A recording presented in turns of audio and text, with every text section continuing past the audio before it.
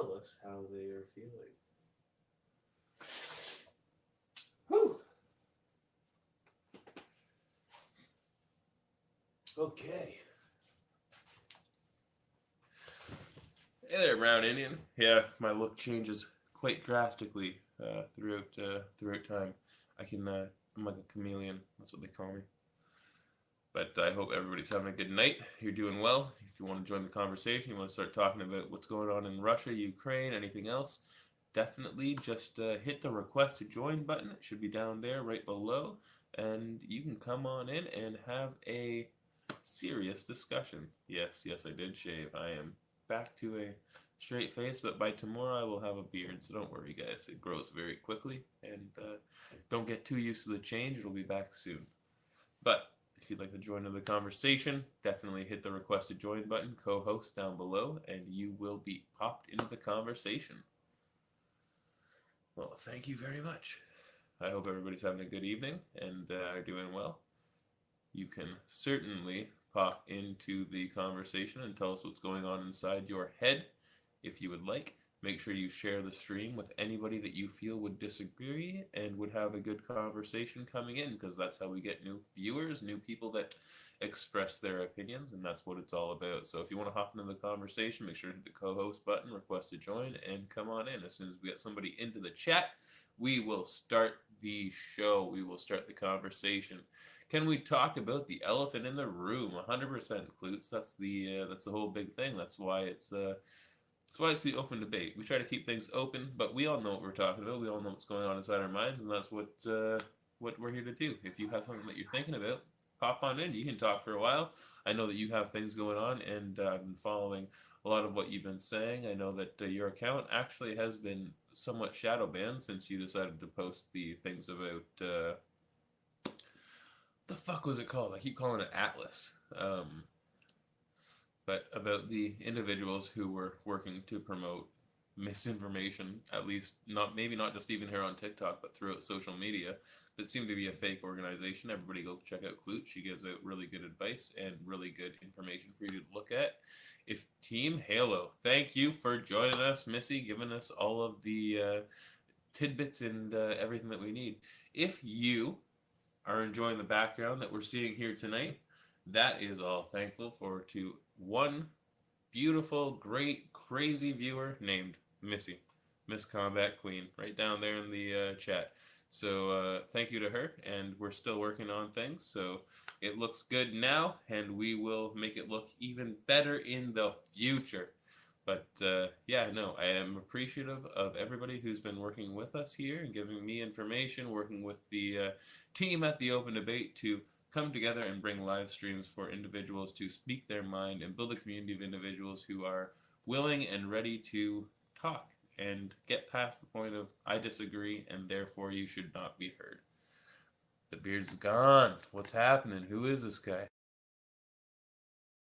Got Brown Indian coming in with us. We're gonna see what he has to say tonight.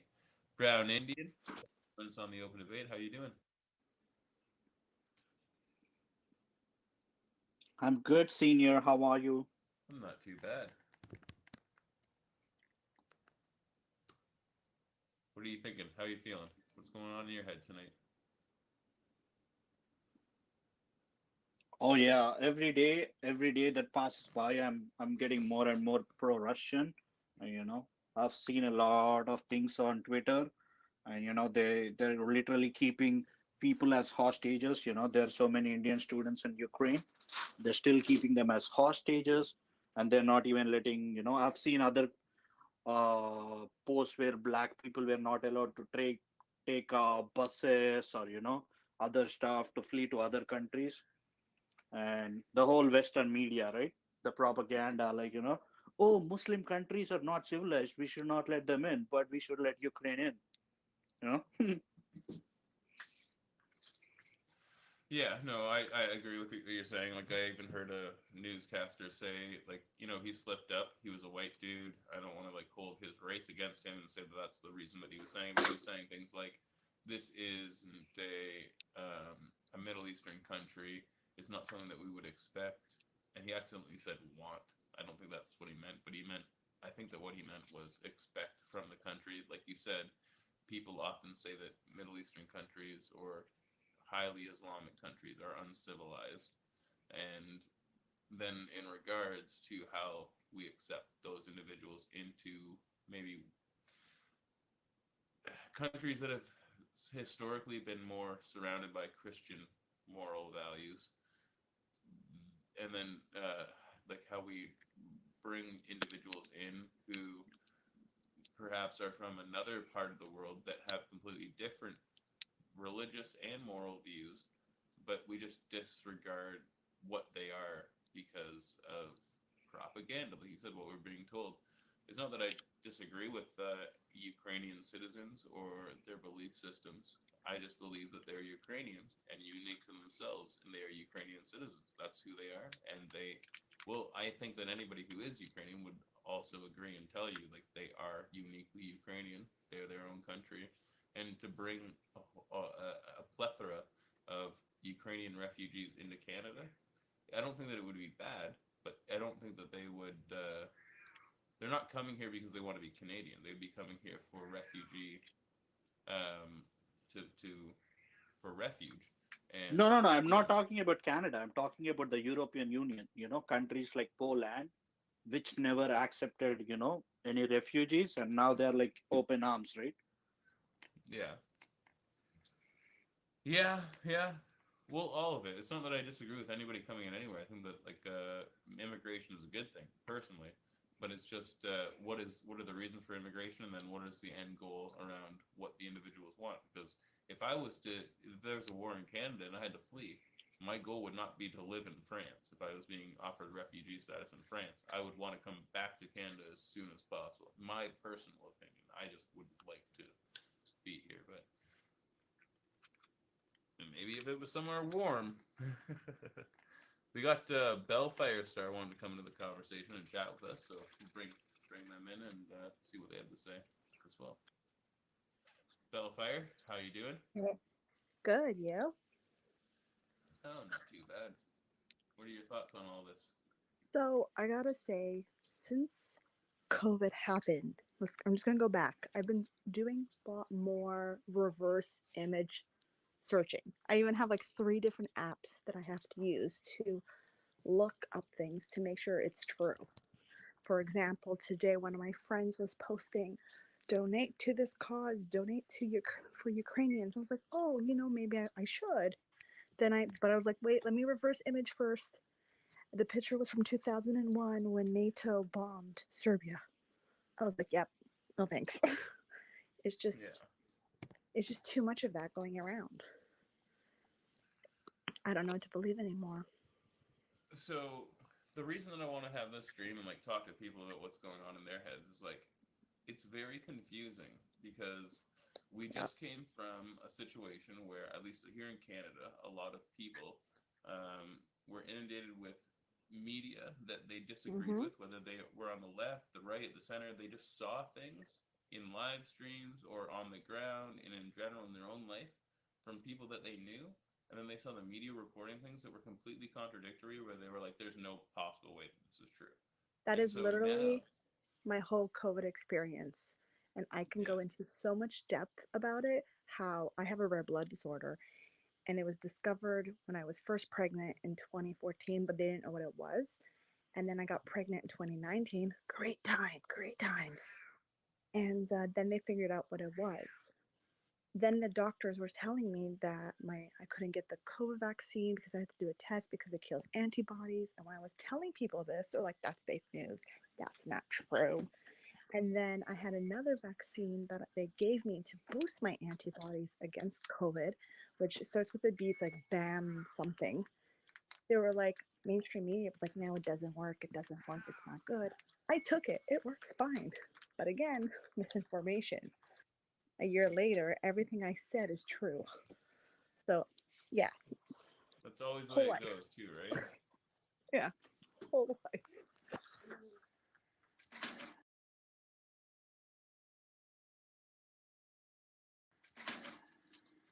So what I like, I agree with what you're saying, and I understand like that. I'm sorry that you had to deal with like the situation of people not believing your story, and that seems to be the way that anything goes when it's something new. But Yep. why I'm saying this is because right now there's a really serious situation that's going on, and Yeah. obviously there is stuff happening in Ukraine. It's not like it's a joke. It's not like there's this like people aren't being affected. But the question is, what are we to believe is true? Because throughout the past few years, we've been so inundated with blatant propaganda that has turned out to be untrue to the point where conspiracy theories are now considered Facts. predictions. Just it's Yep. just the matter of 3 months, You mean The and Simpsons? yeah, that too.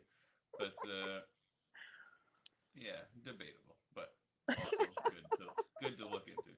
But in general, the idea is nobody has, like somebody just said, who do we trust, right? There is no trust in our mainstream media sources and even the government sources that are coming out or our medical sources. Everybody has lost trust in any quote unquote officials. And so where do Yep. you find information? And when there's something happening like this, how do you discern misinformation from information, especially when anybody who's on TikTok can see such conflicting things where what do you mean? I don't know. If this Can is I answer the this?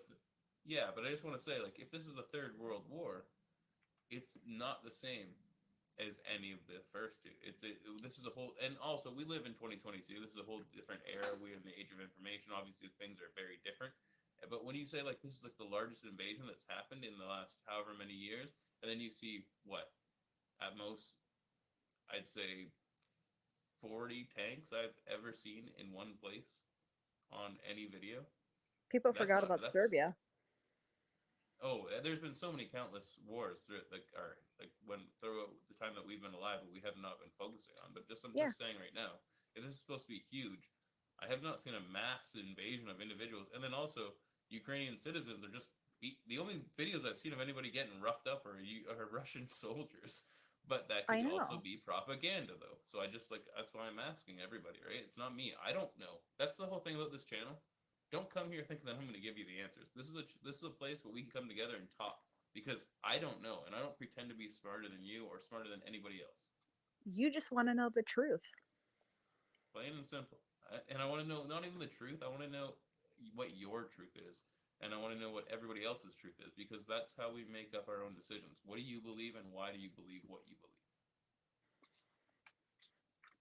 I think I Mr. think Brown wanted to speak. uh-huh. Yeah, Brown, come on. I think the best way to find out information and fact check is Twitter.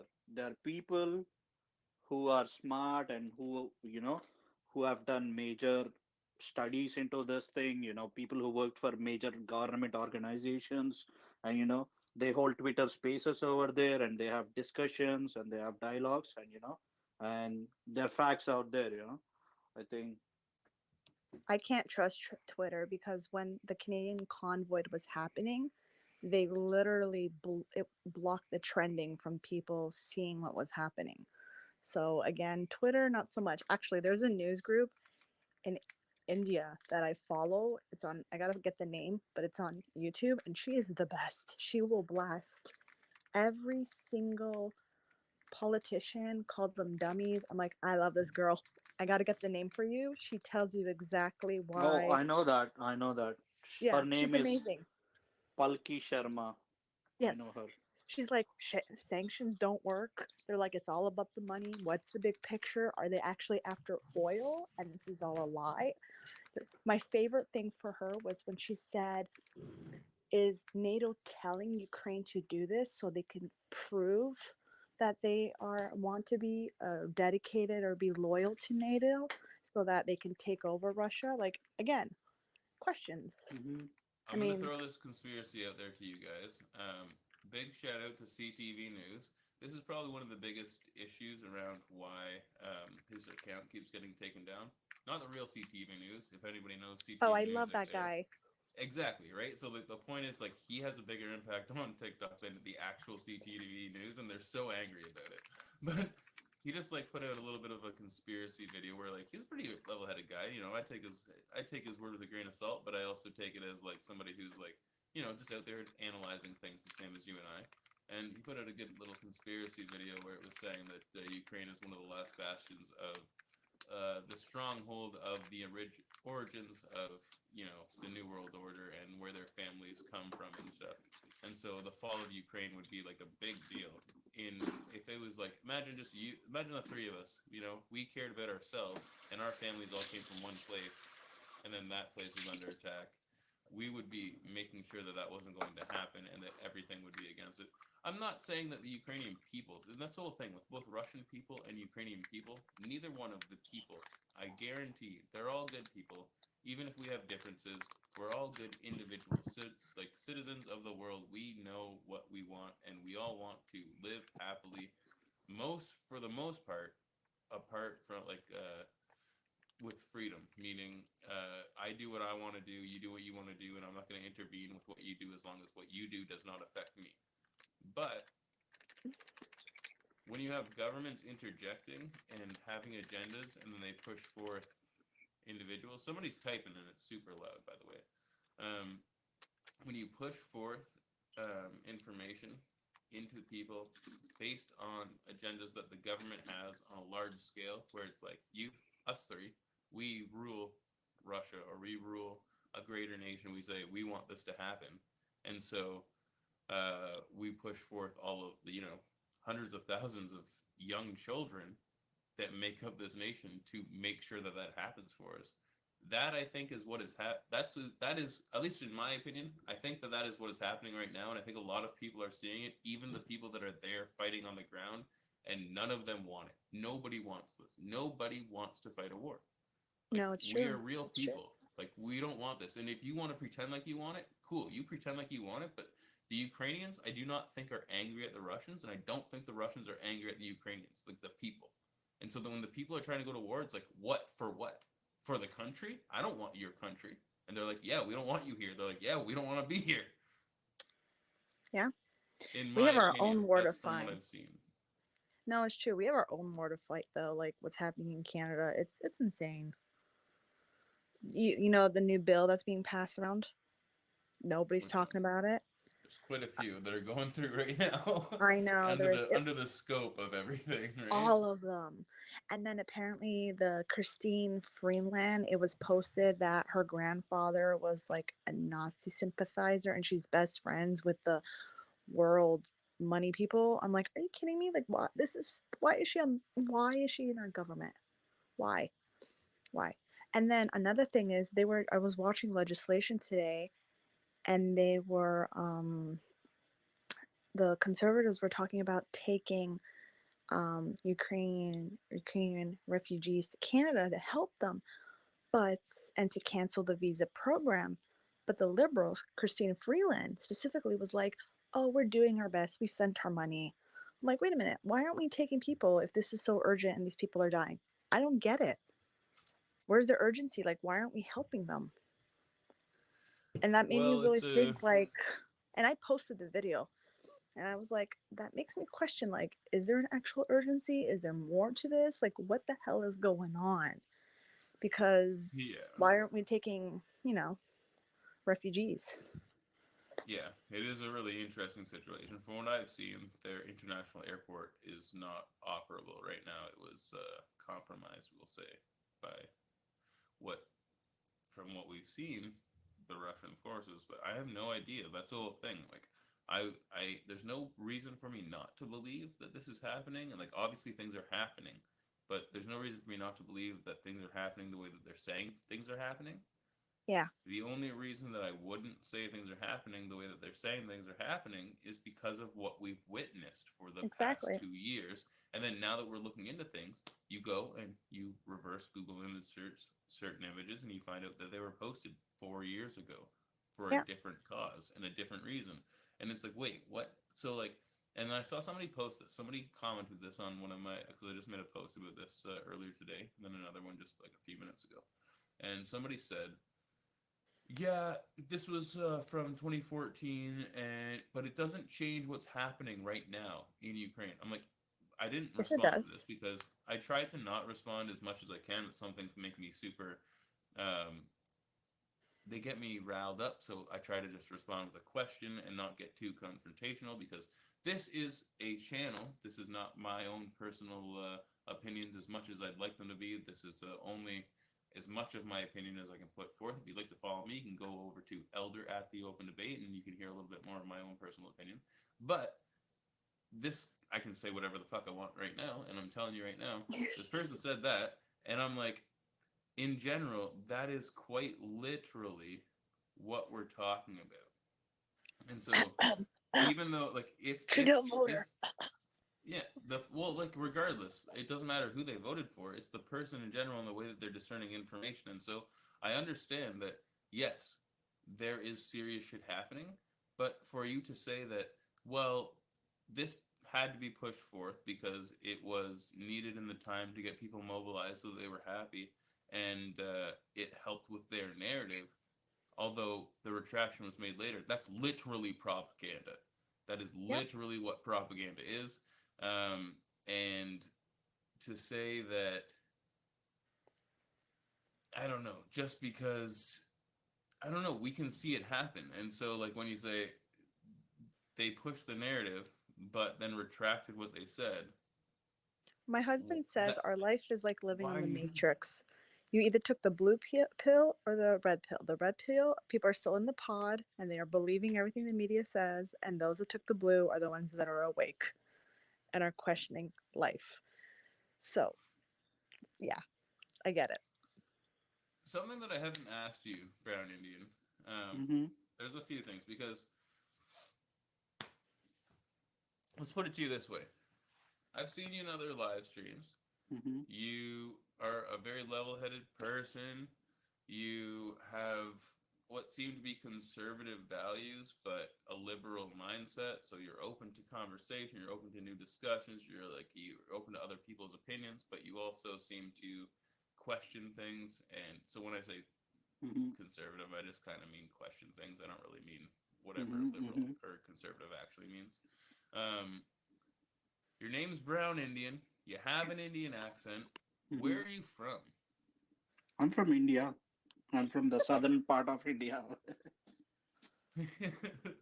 But are you living there right now? No, I'm in Canada.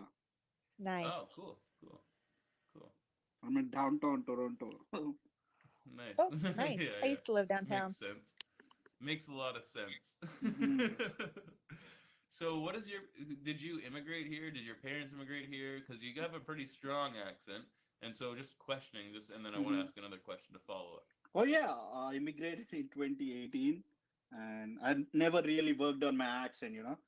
Many people say, "Oh, you have to change your accent," but I'm like, no, I don't. Yeah, I don't want to copy someone's accent or sound like someone else. Yeah, It yeah, makes you you. Don't change it for nobody. exactly. right. Most people do that, and when I hear them, it's like, I nah, did. You're like, I can tell that you're changing your accent. Sorry. Yeah. So the question that I had was, since 2018, and so you said you immigrated here. Hmm. Since then, what have you found? Because you're in Toronto, so that is throughout Canada, other than Vancouver, I would say the Hmm. largest diverse population in Canada, and the largest population in general that is in one area. Um, I'm not far from you there, so Hmm. Okay. um, how have you felt, like, how have you felt the, I'm trying to think of the right words. So, because from okay, I'll give you my opinion, then I'm gonna ask because it's trying to frame it all. From what I've seen, there are many different immigrant populations that have been placed in the GTA, like the Greater Toronto Hmm. Area, by the government, that have been set into areas that are populated largely by only people that have come from those countries. And so it has created enclaves of, like, little pockets of Hmm. cultures, cultures where, this entire, I like, agree.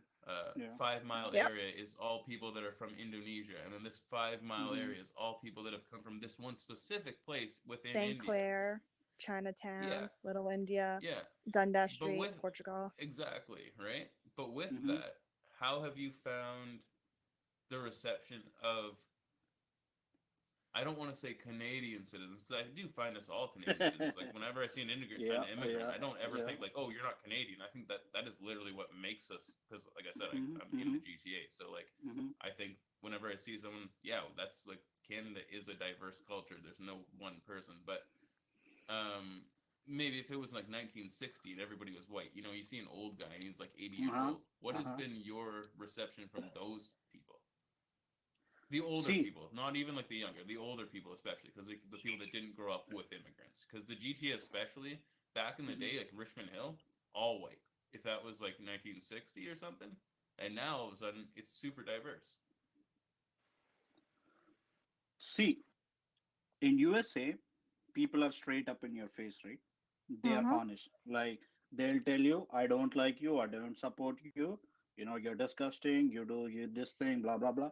I love their honesty, right? In Canada, they do behind your back, they're very Mm, gentle about it. They don't say it to your face. For example, if I have to find a room space, right? Like I have to rent a room and I text them, they sometimes they don't even text me back. In some cases they say, I'll let you know later. You know what I mean? yeah.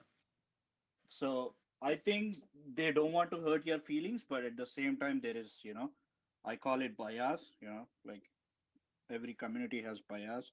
Yeah, that's how I feel. Bellfire, are you from Ontario or where are you from Yeah. again? I was born in Portugal and moved to here, to Ontario. So guess How where have I you was found, raised? yeah, Little Portugal. GTA? Yeah. How have you felt and like what has your experience been? Well, I mean, like when I came as a kid, like literally my whole street was like, Portuguese, everybody. But it's like they discriminate you based on where you come from. Again, they're nice in your face, but behind your back, they're evil. Um, and that was like my own culture, right? Like I would just remember like if you were from here, oh you're a slut, your family's a slut. Oh, if you're from here, oh you're a thief. We don't want to associate with you. I'm like, dude, we're all escaping the dictator and communist country that we just left. Who cares? But Wait, so like you're saying like in your opinion, um, there were like a lot of Portuguese people, but you would still look at another community that maybe a group of immigrants that came from another part of the world I'm and just say, well, basing it there's a on Portuguese. stereotype. I'm just basing it right now on Oh, the okay, Portuguese okay, people. That's how they are, okay, right? Like they'll be okay. nice to like they're nice to each other's faces, but behind their back, they're just like they'll talk so much whatever. Oh, within their own culture, I Yeah, feel what within you're their own saying. culture. Yeah. We'll help each other, but they'll talk so much crap about each other based on where you're from. And that's how we grew up, right? And I just remember my best friends, they were twin, two little Asian girls, which was Tammy and Jenny, and that's who I played with. I could care less. When they moved out, another family of Portuguese people moved in. I was really sad because you know they were not like me, and they were just great. And so when I branched out, so my parents divorced, and I branched out into a building that was full of different cultures. It was amazing. And that's literally when I started learning every swear word in the book and every different language. And then I met a lot of different people, white people, everybody, and it was they're so much kinder to you. Again, the white people, like the Canadian people, they're nice. They don't care where you're from. They don't care, what your family did. They're just happy you're there. And that was it. And I met so many, it was just great, and that was it, right? Versus the community I grew up in, which is so toxic. And now it's not little Portugal. Now it's little what is it called? Hipster, because all the Portuguese Hmm. move up to St. Clair, which is sad because all the ones that are there are seniors and they're all going to die out eventually. And Which that's is what fun. they call But home. but They host, like I we were want to reminded of. ask your opinion. What do you Yeah. think about your community? And so okay, I'll say this then. I guess I was about to like say some stuff. I guess in general. Um, I grew up different than a lot of individuals that I may be able to relate to here in Canada. My community, I grew up in a small town, hick country town, like super small. I could count the black people on my hand. I knew one other black guy when I was in public school. There were no, I remember when the first person from the Middle East came to our school and she had different food and stuff, and it was like, oh, the people were worried about it. And then another dude, and the second guy came and he always brought like, and then looking back, and I was like, yo, this dude brought the best food to school every day for lunch. I'm sitting here eating a BB&J. This guy's got like steak and shit. I'm like, holy shit. Like, he actually had like really good stuff. But I have a completely different perspective of like the way um, like the cultures, I guess, could be. So I've been completely inundated with that whole quote unquote Canadian culture, and then where it would be like, how are Canadians racist, yada yada yada, all that sort of stuff. So it's like, are Canadians racist? In my opinion, personally, I don't think Canadians are racist. That's at least like 99% not racist. I would say 80%, or sorry, I would say 40% of Canadians are ignorant and they don't have an understanding of other cultures. And so the one time I saw this guy and he had a turban on, and I came into the store. This guy was walking down the sidewalk. He had a turban on, and another guy got out of this pickup truck, the classic looking, like he just looked like the classic country bumpkin. And he got out of his truck and he goes up to this guy and he's like, "Hey man, I don't want to be rude, but like I've seen a few people with those things on that you got on your head, and I don't really know what's going on. I just wonder, like, could you tell me what's up with it?" And Buddy explained it to him. And in that moment, I was like, that instance was not racist at all. That was literally somebody who didn't know what was going on and wanted to learn. And for the average person, especially, I think this was like around 2015, 2016, and things were super heated at the time. So I was like all weird at the time and stuff because I was a different person. And it made me really stop and think, where it's like some people out there don't know, and Mm-hmm. they need to learn. And if you're not willing to actually accept that people don't understand your culture and are genuinely curious, they're not angry at you or like trying to make fun of you. He genuinely wanted to know. And so I don't know, if you're not able to get past your own, because those are your own biases as well. If you think that somebody's making fun of you because they asked about your turban, if you have a turban, if you're Sikh, then that is your own bias, which I think a lot of Sikh individuals are pretty open from what I've learned and what I've seen from the people that I've interacted with. But in general, my mind, I would have thought that was racist interaction. And then I saw it, thought about it, and was like, wow, no, that was a moment of learning. Then everybody was super like into it, and everybody was like, it was just a moment of learning. And so, with that being said, I don't think that the majority of Canadians are racist per se or have a bias against individuals. They just are ignorant and don't know. And sometimes that translates into things that come across racist. So, one thing that I can say about the Canadian trucker convoy, and from what I've heard of people in the United States that go to like Trump rallies or conservative rallies, is that people are so eager to show that they aren't racist that they almost come across racist. Yep. And so when I was at the rally, or when I was at the convoy, I had so many people coming up being like, "Yo, can I please take a picture with you? Yo, come give me a hug, man. Yo, I finally found someone who's not fucking white. Yo, let us Oh my show God. people that we're not racist." And they would like straight up be like, "Yo, we want to show people that we are not racist." And I'm like, "Yeah, that's cool. You do whatever you want to do." But it was just like, it got to the point where it was like I couldn't even walk. It was like I couldn't even walk around because I'm walking around and every other person wants to take a picture. And it's not that they're being racist. It's that they're actively trying to be so anti-racist because of the narrative that's been driven Yep. that they are racist and that they have to prove that they aren't. It's like, and that's the whole thing as well, by the way. As a black man going to this situation that's been called anti every single fucking name in the book, I just went by myself. I could have been attacked and killed in the streets if that was such a terrible place. If it was a KKK rally. I just went there, seeing what was up, and I was met with more love than I have seen in the past 2 years. It was amazing. Your story reminded me and a few things when I was younger. And back to the racist thing, I feel like it's the older generation, especially immigrants, in my opinion. Like my aunts, my great aunts, she came to Canada in 1976, like 2 years after the whole dictatorship thing happened, right? Ended. She came to Canada. And I just remember one time being in the elevator with her, and she said to me in Portuguese, "Oh, I'm so sorry, guys. I'm not trying to offend anybody. I'm just going to tell you what she said. I'll say it in English. Like, oh, look at this Chinese man. Oh, look at him. Look at him. He smells like blah." And I'm like, oh my God, like, stop, be quiet. And he turns around and he goes, "Oh, I smell to you," in Portuguese. And her mouth dropped. I just laughed so hard. I was like, Oh I just my laughed god. so Yeah. hard. And she like pinched me on the side because I mean I was a kid and you're not supposed to do that. And then she's like, "How dare he speak to me like that?" I'm like, "Look how you spoke about him, not knowing him." She's like, "How does he even know my language?" And I was like, I'm gonna go Google that. Well, there was no Google, but I went and I did research and I found out like there's a place in China that was colonized by Portuguese people called Macau, and a lot of them speak Portuguese, and I'm pretty sure that's where he's from because that's where he said he was from and how he knew he was Portuguese.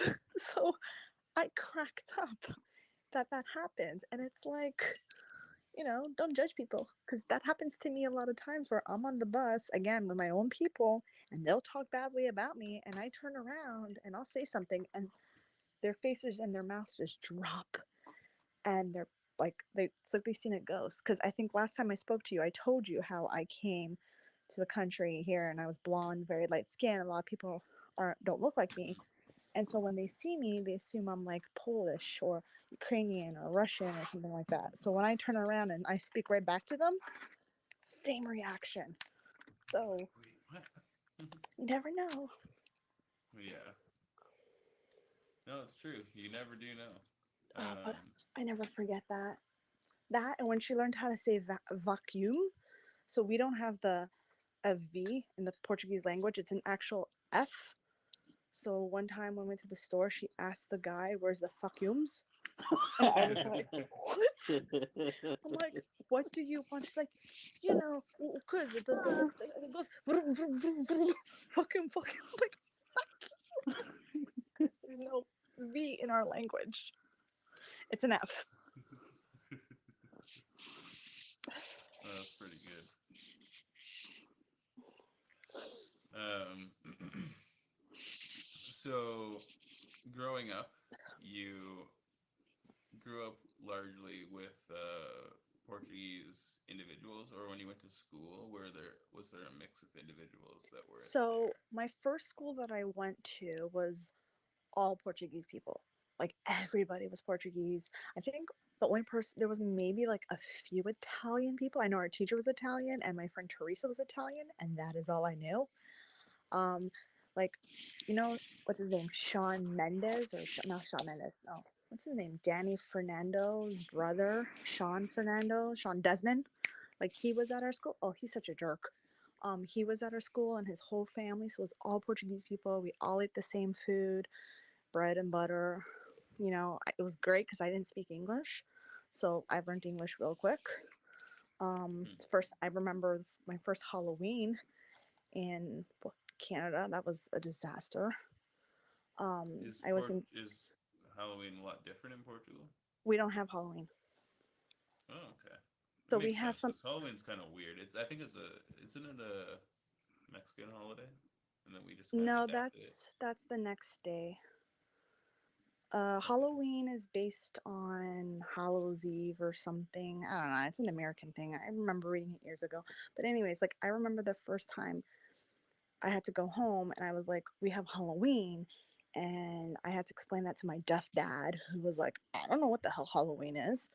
And my mom I'm was in the not dressing you up like hospital. a ghost. Like, what the fuck are you talking about? No, it's so I'm bad. not bringing any of this in my house. Like, So, that's what I'd Oh be my. like. I'd be so like, yo, like, what do you mean? no one knew what Halloween was.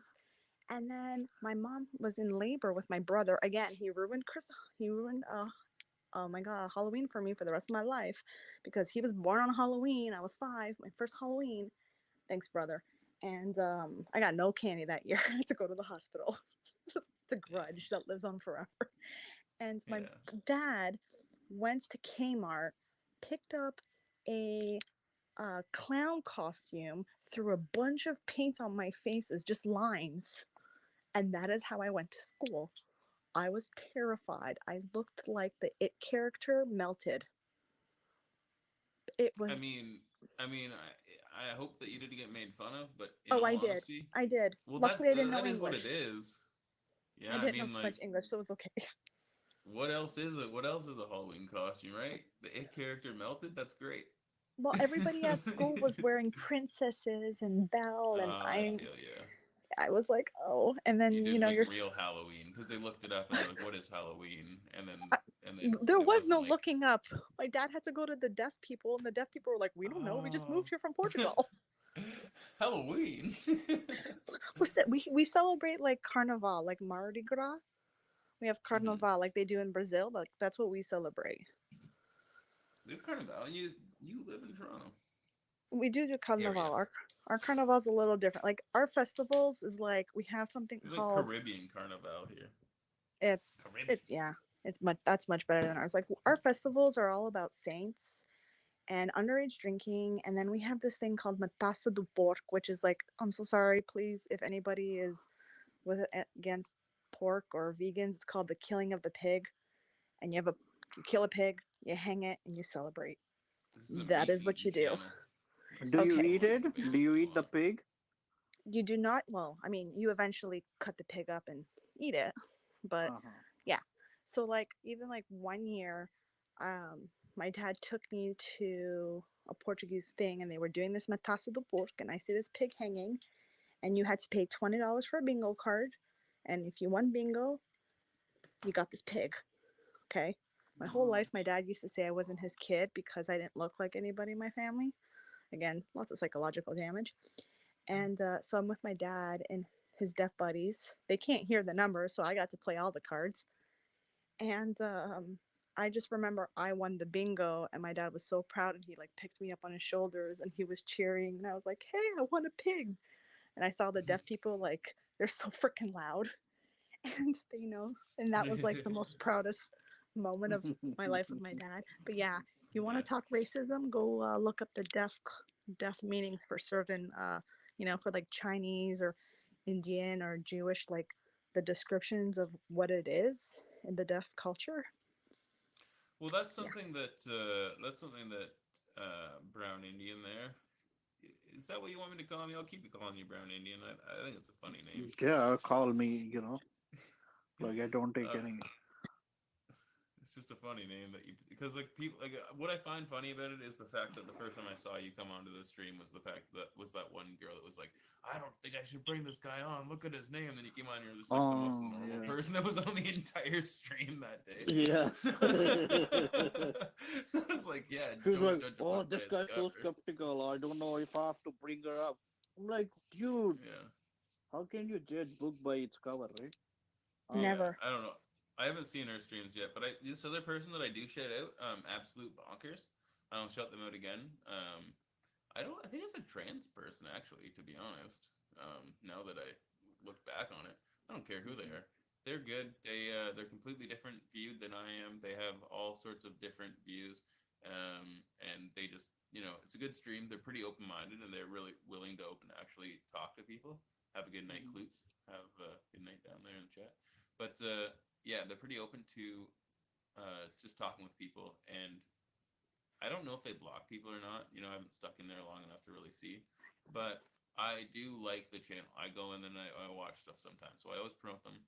Absolute Bonkers, and it's a I call them a far leftist, but I don't know what they are. Yeah, It's a but French they person. try to give out like fake information too, right? Like we That's what I'm all saying. know, yeah, It's we all all it's all know. it's all it's all up to you, right? Like to whatever information people give out. But what I'm trying to say is today they went on stream and they dressed up as a dude. I don't know if they have a beard or not, but they had a beard and they put on like a hat and pretended to be a Trump supporter and were just saying like inflammatory things like, oh, like any girl that would come and be like, go make me a sandwich, and then like just like all these things that they thought were like tropes of the right, but not being super too inflammatory. And then they said something. They said one thing about, because we were talking about Ukraine and Nazis, and I don't think that people that person knew that individuals were claiming that Ukrainians were Nazis, and so they started defending Nazis because they were pretending to be somebody on the right, and they got fucking suspended, and their live got shut down, and they were literally joking, and that's the whole point. Like, what made me so interested and confused is like they are somebody who I've seen stream so many times and clearly has a following of individuals who are so far left of the people that are here at least right now, People are and just too so sensitive. no, so like that's what I mean. So the fact that like her followers would see what they're doing and then report their live and get rid of them because they're making a joke where it's clearly a joke, that just pushes how far like you can't actually have an honest conversation or even make a joke about what you all know is to be true. If you all think that, if people all are in agreement that the right is bad people, and then somebody's portraying the right as a bad person, but people are so angry that they report it and can't watch it, that is messed up. It's true. My one of my closest friends, she now moved to Vancouver. Biggest regret of her life now. She was like such a lefty, and then with this whole Trump and BLM, she like started researching it, and that girl loves Trump so much. And I was scratching my head for a while, like, wait, I don't get it. I don't understand. And so then I started researching it, and I was like, oh, I see why you love him. Okay, okay, he's still a jerk, but I get it. I See, get it. see, when you look at Trump, like people will make a lot of memes about him, and the liberals Orange make a man. lot of jokes about him. Yeah. But if you look at like like what do you call this thing? Like for example, the current situation, what's happening in Ukraine and Russia, he's really smart with foreign policies. They I didn't really hire like him him. for, they hired him for business, not, he's smart. He Mhm. travels around the world. He has to know laws, to build hotels. He's really smart with the foreign policy, and how to deal with Yeah. different countries, and what to Yeah. give and what to stop and how to sanction them. Yeah. I have to say one thing. If my husband asks for a sandwich, I'd go make him a sandwich because if someone was like calling me names, I expect him to like stand up for me. So, when people say that, I'm like, no, no, no, you go make your man a sandwich because you're going to expect many things from them. But yeah, no, again, with the whole Trump thing, like, when they all say he was against LGBTQ, I don't know, there's so many letters now. There's an A and an I in it. I don't know what that stands for. Somebody knows, tell me. Only if you're in Um, Canada. oh my But I have to say gosh. this. What? With what And you then just there's said about making the S2. sandwich, though, Yeah. with Yeah. what you just said about making the sandwich, this is what I mean about propaganda, and this is what I want to talk about, and what you guys think, and like where you're at. You clearly just watched that video that was showing the girl discussing why she would be ready and willing to make the sandwich for the guy because of the differences in No, I roles that didn't we watch no choose to video. play. You really I just didn't? no, it's just my belief. Like my husband asks me to make a sandwich, I'm gonna go make him a sandwich. I mean, it could be the fact that that's what I was taught, like You Portuguese actually housekeeper. didn't see that? Like I literally like maybe like 3 videos before I started this live, No, I just watched I a video about this woman describing. She's like, they're like, would you make a sandwich for him? I was like, yeah, I'll make a fucking sandwich for him. She's like, oh no, I think it was like a dude. He was like, yo, and the girl was like, would you make a sandwich or would you expect your wife to make a are you sandwich for her? And talking she was about like, the yeah, Avenger guy? yeah, it Oh, was. oh yeah, I've seen him a lot of times. But I agree. Like if my husband goes, "Can you make me a sandwich?" I'll be like, "Sure." Because then I'll ask him, "Hey, can you pick up this like heavy 100-pound thing?" I'm gonna expect him to do Perfect. it. But that There's makes it it's a that give makes and it a even take. better. That makes it even better because you didn't remember seeing the video, but now that we've talked about it, you remembered it a little bit. So the idea of propaganda and the idea of how things get put into your mind. So propaganda isn't just things that you disagree with. Those are things that you often point out and find and see that are propaganda because you actively disagree with the narrative that's being driven. But when things are reaffirming your point of view, it's really hard to get in there and understand when something's being promoted to you in a way. It's not even that clip was a bigger form of propaganda. Like he went out there in order to make people feel as though they should be more conservative or hold a conservative lifestyle. It's that that clip is being used to promote that idea, and as though that clip is in context being used to promote that idea. And so, in the grand scheme of things, like you just brought up that point, it's something that I just saw, right? And so, when I fucking heard you say that, it really sparked something in my head where I was like, wow, I just heard this. Does this relate to the same sort of propaganda and the idea of like, how do we combat propaganda? How do we make our own decisions? And how do we come to conclusions within our own mind where it's like, clearly you do have these beliefs, but the way that you just described it was the way that he described it. It's something that has been implanted into your brain subconsciously that you didn't even remember until I just brought it up now. And Well, it's yeah, really interesting. It's just really it's interesting to think about, right? Whether it's good propaganda, because that's what somebody brought up earlier. They were like, well, because this happened and it was and they had to get people going, it was a good thing that they made this propaganda, but then they retracted it later.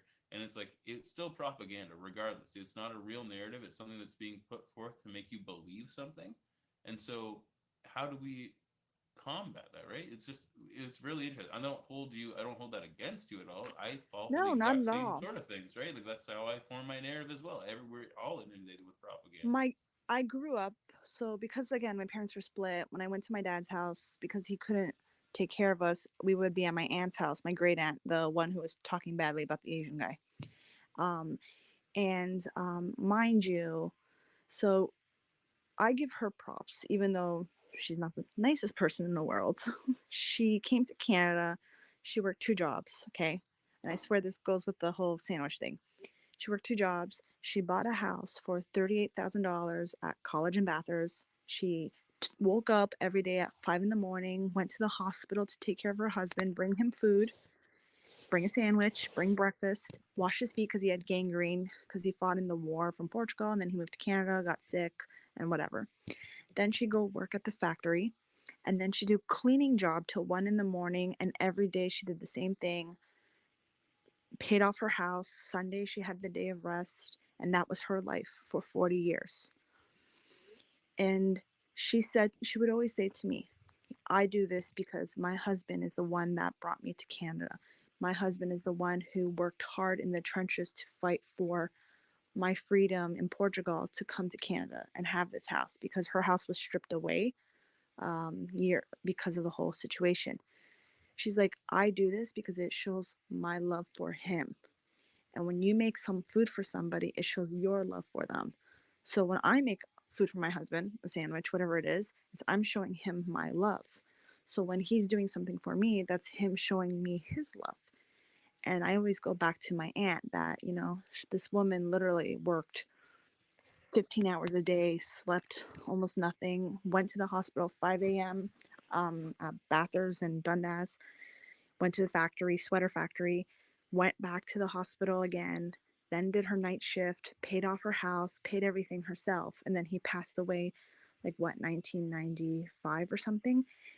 And, and she still held that because then when me and my dad moved in, she treated my dad the same way, because he was the protector. She made his lunches. She does it for my brother. She doesn't drive. So wherever she needs to go somewhere, she asks him.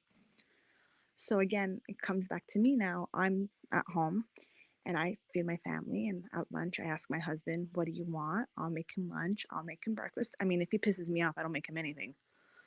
I'll tell him to go eat dirt. But that's what I do for him. That's a And what does he do? Canadian value you've Got to built throw that in, in there. right? Yeah. And but he's the one that's working. Like he works, 12 hours a day, 8 hours a day. He's the one paying the bills. If I need something fixed, he does it. He drives me to point A to point B. So it's my way to show him how I care. So I think that that's just a large difference in cultures, as well as like I see Missy down there laughing in the chat, thinking that it's funny that you tell your husband that you're not gonna make him food when he makes you angry. But Yeah. I think that it's a difference in cultures, like we were discussing earlier. We'll be eating and he'll say something and I'll take his plate away. And he's like, no. I need that food. I need that sustenance. I'm I like, know. I think remember that who it's a, makes. He'll say, I bring the bacon home. I'm like, no, you don't. I'm the one that picked it up at the store, bro. yeah. He's like, but I'm the one that cooks it. Yeah, but it's a difference in cultures, right? So we were discussing earlier, her and I, the fact that as you get older in Western society, it's strange that you decide, or like not you or I or anyone, but in general, society thinks that if your parents get older and they need to be taken care of, that you should just throw them into a facility where there are individuals who are being paid in order to take Oh, care of them, God. I'm rather going than through that just right in now. order to take care of your parents. Where it's like that's a societal difference where it should be respected as a young individual who has the means to take care of their parents, to take care of their parents the same as a young individual. Um, and it all depends because it depends on the differences between when you have children as well. And so I'm jumping ahead, but the cultures that take care of their parents also take care of their children. And so like the idea of grandparents raising children is a bigger cultural norm in societies where the entire family is raising the child. Hence why they say it takes a village to raise a child, because if you have a whole community of individuals who all are family oriented and living together, then those are large generational gaps that are filled with lots of knowledge that can actually raise good communities. And so, just in my opinion, we've just kind of done it backwards, where we get rid of the knowledge aspect of how to build the community and shun those individuals and pretend like they don't have anything to offer or value, instead of taking care of the ones that took care of us while we were young and work together in order to raise another generation to continue the I'm cycle. I'm literally actually going through something like that right now. So I'm really close with my grandma. And it's funny because when I was telling you about the Halloween costumes, when she moved to Canada, she made me my Belle costume that I wanted. She hand sewed it. And so she had an accident in November and she scratched the side of her face and had to get stitches. So I paid for all the hospital, whatever stuff. I mean, I'm not working due to COVID and maternity and because of my blood type, and I can't get vaccinated. I can't work. Anyways, that's another story. I've lived a crazy life. So she hates her sister. She got stuck at her sister's house and she decided to go to the pharmacy that they knew her and they called her a cab and she went back to her retirement home, which she wasn't supposed to because she had a concussion. She don't listen. These ladies are stubborn. And so then what happened was she slipped and fell and broke her arm a week later. So she was at the hospital and then she was thrown in it's like a holding center from St. Joseph's Hospital until something else becomes available, or if there's nothing available, they send you back home. Her daughter, who lives in Boston, which is my godmother, she was telling me, "Oh, just throw her in a nursing home." I was like, "No." And then my brother was like, "Just yeah, because he's the one that has to deal with everything now because I'm married and I moved away. It falls on him." And he's like, "Yeah, let's just put her in a nursing home." I was like, "No, she is capable of taking care of herself. Like, you can speak to her, she comprehends. Okay, yeah, sometimes you have to speak a little louder and slower, but she Mm-hmm. understands you. It's not her, it's the phone." And so it was this argument, and my godmother was always sending me like pamphlets. And I was like, "Listen, we're under COVID. Okay, they're not letting people in. There's a 5-year list. She's gonna die before that happens, 5 to 8 years. And there's no Mm-hmm. way." And then also too, she only gets like $1,000 from the Canadian government. Mm-hmm. And this place, it's like $2,000 a month. So who would be paying for the government only pays 55%. So that means she'd have to cover the rest. With what money? I'm not Mm-hmm. working. I can't pay. So when we bought the house here, my family thought she was going to come move in with us. Well, when we moved out originally, or told her like years ago, it's in 2014, she just got up and left. This is literally a habit of hers, where she just takes off. Got up and left and found her own apartment. Okay. Then we found out we were pregnant. She regretted it. And then she got up and left and went to a senior's retirement home. Again, it's her habit of her doing. Yeah, well, she's like that. What from what you're saying, she sounds super independent. It's like She's she's doing very what she wants independent. to do. I'm gonna do it. Like Yeah. okay, you tell me this. Okay, I'm gonna do it. I'm gonna she do would this then. say she This is would my say plan. to me in Portuguese, like, she doesn't need my aunt knowing if she shit her underwears or not. Like she doesn't want living with her sister because she's an again nosy jerk face. And my grandma's really chill. She loved everybody. You know, she's not like her sister. Her sister. So it's like Joe Biden and Trump. Like the way those two bicker, that is them. And so my godmother in Boston was pushing this, and then she was comparing the Canadian health system. And I kept telling her we can't because of COVID. I was just like pushing it. I signed her up for a rehabilitation for seniors that will help her and teach her how to live on her own and use the walker and stuff like that. So I signed up for that. I explained it to her in Portuguese. She signed the paper. She thought it was a great idea. It was free. But you know, like for other stuff right now, like for her phone and her TV, like well, I should say my husband's paying for that on my credit card, but he's paying for it. He doesn't know yet. Um, so you know, we're paying for that, and anything she needs, it just goes onto my credit card. And so her daughter, like, you know, like she's in Boston and she's like just throwing her home. I'm like, have you become so Americanized that you just don't want to take care of your grandma anymore? Like it's your daughter. Like send the money to help pay for this shit. My brother doesn't do much. Like he'll visit and bring the clothes that her sister washes. But I'm the one that's saying no, she's not going to a home. Like my brother doesn't want to wash her dirty laundry. I'm like, fine, drive an hour out. I'll wash her damn laundry. I'll feed you, and then you can go diddly daddle whatever you want to do.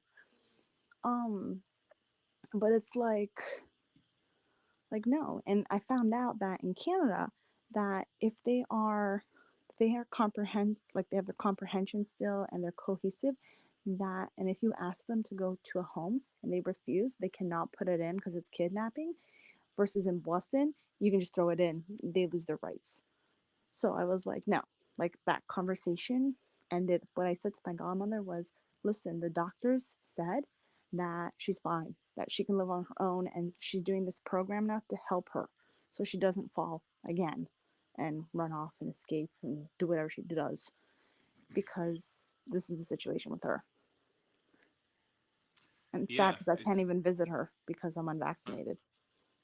and yeah, in your wait, you're in Canada, and so like, Mm-hmm. but your family is mostly in the U.S. and in Boston. Yeah, You say I have family Boston. there, family in Keep Portugal, saying, Boston.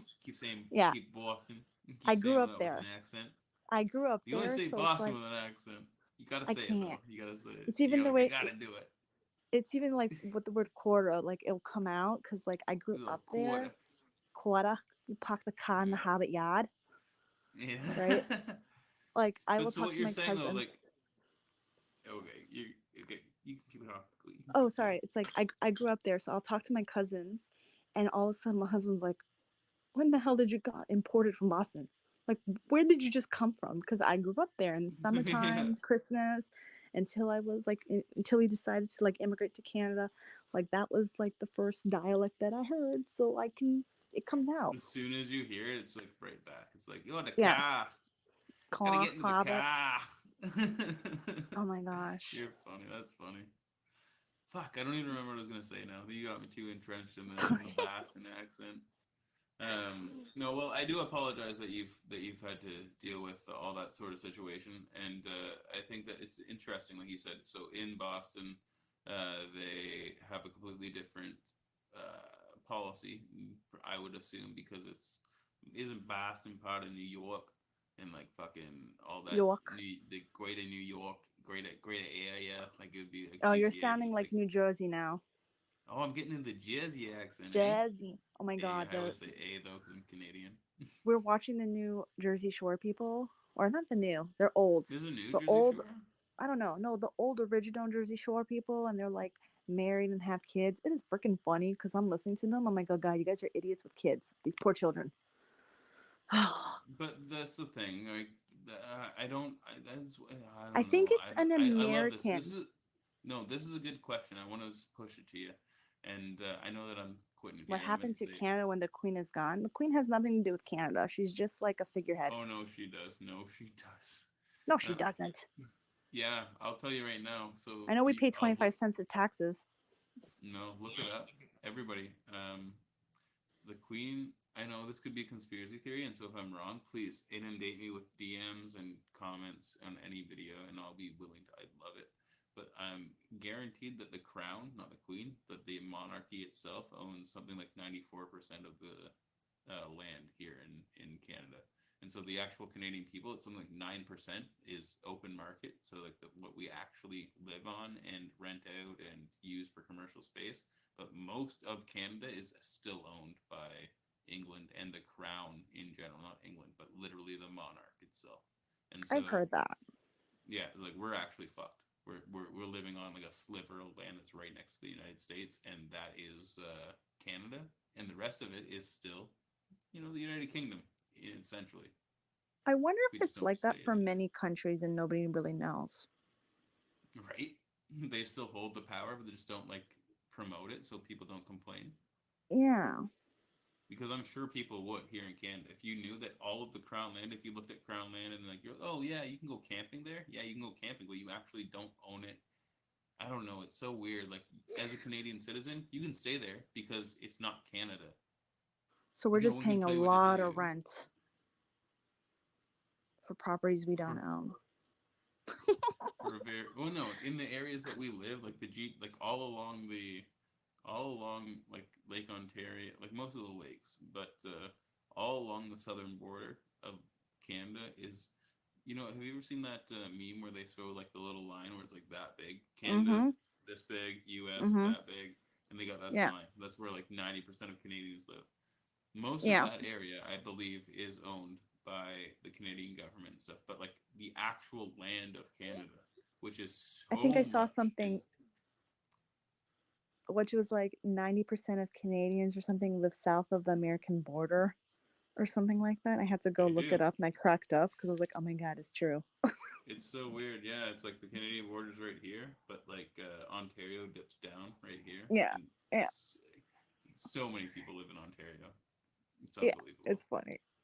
But with If the you want whole, to be in a major city in Canada, come to Toronto or oh, Vancouver. Your only choice. You have two options. If you want to everybody live in hates any state, Toronto. it's like Ohio, I'd say, maybe. I've never been. No. I've never been. I'm Toronto, just assuming. Toronto, it would be like New York or I don't know, Toronto's like New Boston. York. Yeah, Toronto is like a mini New York. We're the Wish Toronto in the version. GTA, like they do. Yeah, exactly. That's the best way to like. They're like the cheap version of New York. That's everything. And then Vancouver is the cheap version of California. They do everything like not just California, but like the West Coast mentality. So California mixed with like Portland, Oregon vibes. The whole like Washington, the whole weird mix of like all of these West Coast province or states that mix into Vancouver. And they're like, yeah, we're the US, but we're not. But also very close. Yeah, no. You want to hear something real funny? I said to my husband once, he looked at me and like was like, "Are you freaking kidding me?" And I'm like, "I don't know, man. Like, I don't know. This is my conspiracy theory, but it's funny. In my brain, it's funny because it works kind of all over the place." I was researching on, oh my God, I don't know what the name is. You know, when the world was all like one, basically, puzzle piece? Pangea. Yeah, Panjima. And I was like, oh, look, everyone just like walked over to that country and then the world decided to divide. So I'm like, everybody came from one place. We just all, it just floated away. And I'm like, so therefore, I was like, if you're from Portugal, you might have been originally from like Asia, or if you're from Asia, you might have been originally from South Africa, but you don't know the names. So we're from all over the places because someone had to put labels on everything. And my husband just looked at me like, you're an idiot. I'm like, no, think about it. Just think about it. Like, he's just like, So shut up. what I've noticed with a lot of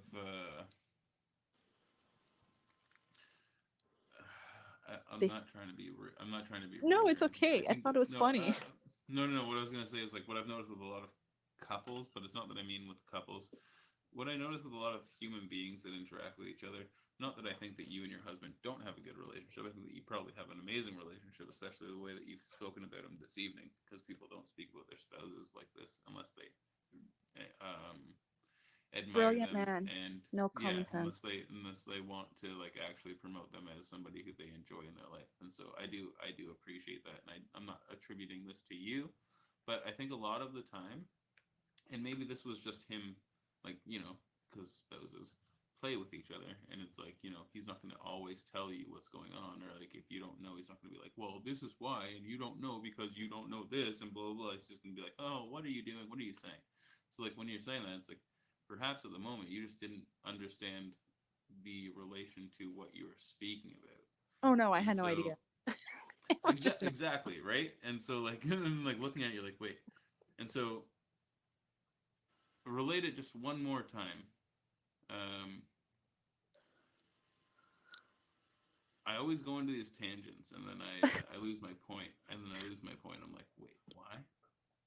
the Pangea. Uh, Everyone walked over to their own oh, because country. of Pangea, yeah, because of Pangea, and so perhaps because I live in Canada, and so to prepare to make sure that I stay calm and don't get mad, because in case somebody comes on that's very inflamboyant or flamboyant, you know what Canada has legalized. Makes Mm-hmm. the streams very much more relaxed. Mm-hmm. But yeah, but Pangea in general, right? So why he may have been laughing at you and not explain was like it depends on your belief. But Mm-hmm. in the grand scheme of things, thank you, Riki. I call you Riki. I'm gonna call you Riki from now on. Thank you, Riki, for joining us in the chat.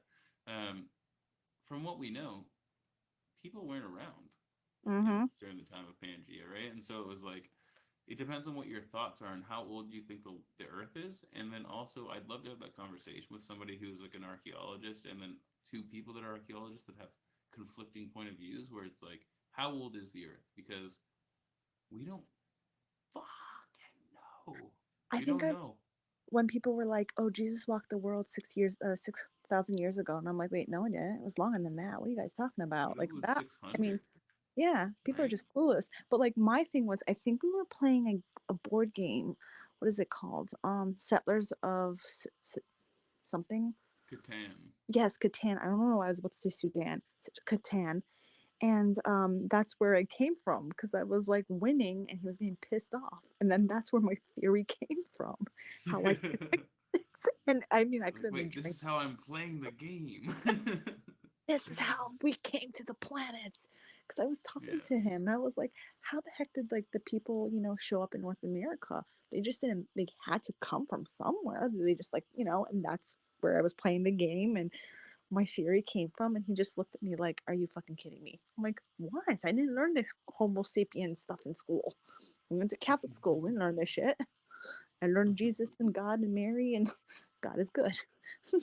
And he just looked at me and I'm like, shut up. I'm like, but think This about it. is This is saying we came from the ocean. I'm going to say this as well, by the way, just middle of the broadcast promotion. My name's Elder. Welcome to the open debate. If anybody's new here, thank you for joining us in the chat. If you want to come on in and hop into the conversation, hit the request to join button. It should be right down there below, and you can come in and talk to us about whatever's on your mind.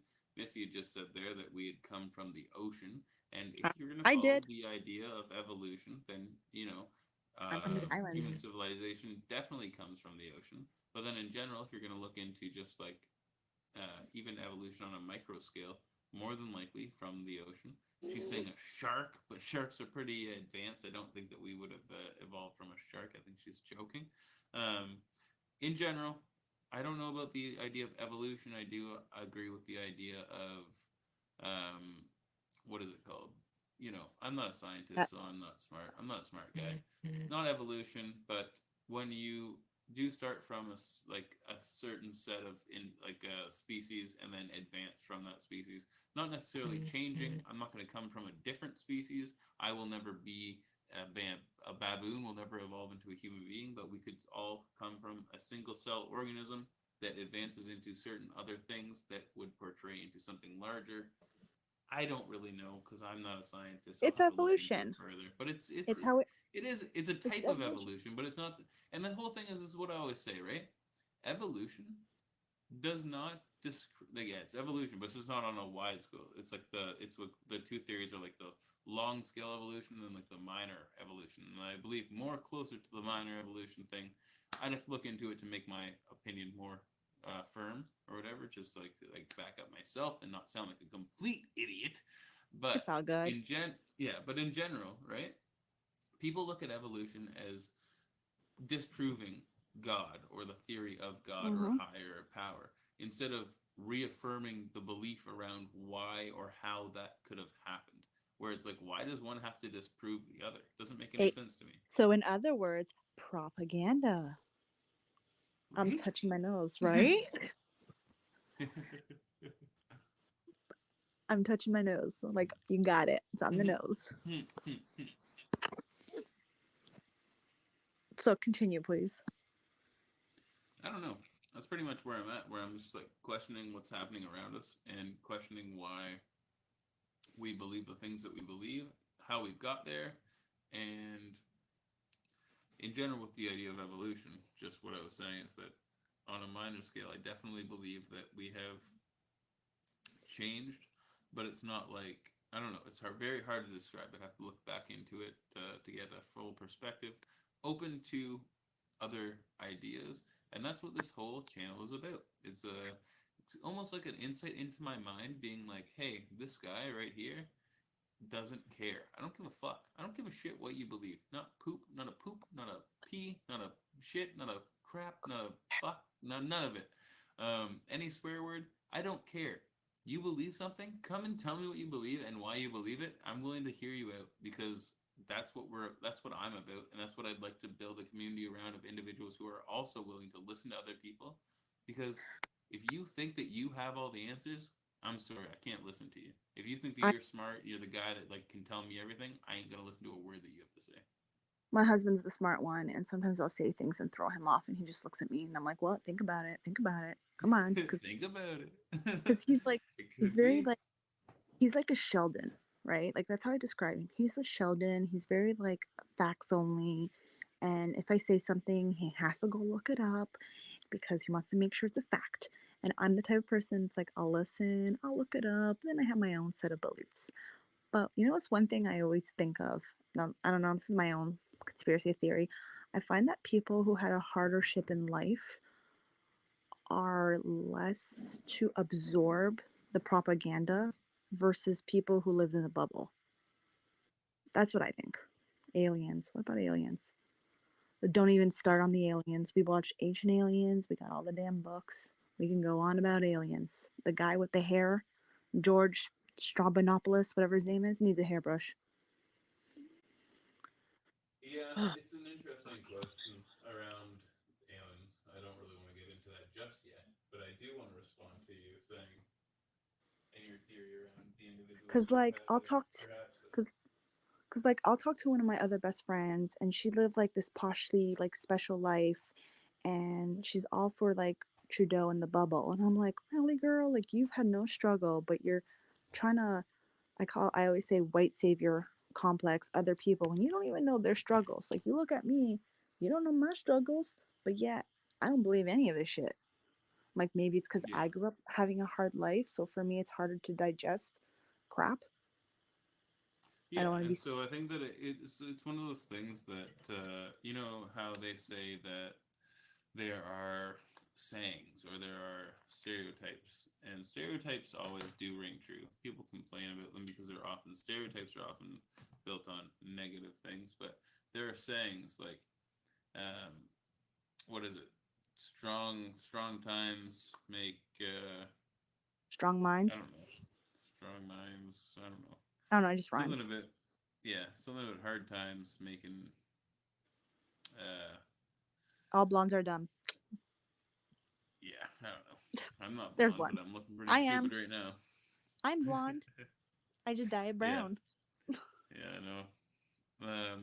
In general, essentially the fact that the harder the time the people are living in, the differences in the situations where like if you're not going through a situation that you can actually reflect on and look at in a reflective way where you're like, okay, so I lived through a time where I know what oppression feels like. Right now, we're hearing all of these people say that Canadians aren't oppressed. Okay, yes, we're not oppressed. I completely agree.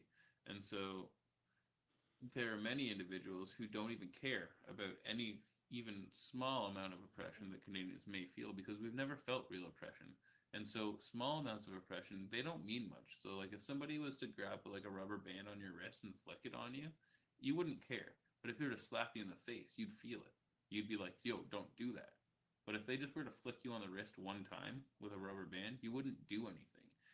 Both are forms of physical violence. Both are aggression. Both are something that you don't want that are being portrayed against you against your will. But they can't be really put against to each other. You know what I mean? Like they're different Mm-hmm. forms and different amounts of it. Both are happening, and because individuals here in Canada have never felt a very firm form of oppression, their plights are being met with, well, it's not that bad, and we don't know what's going on. Like you don't know what's really happening. Don't complain because there are other people that have it worse. The problem that I have and that I will completely continue to stand up for is that I'm going to have this platform. I'm going to keep the open debate going no matter where I am, no matter what platform it is, as long as I can. Because if I can speak up, I will speak up. There was a time where I decided maybe I shouldn't say things that I'm saying. But you know what? Fuck yourself. Every single person that doesn't want me to talk, go fuck yourself.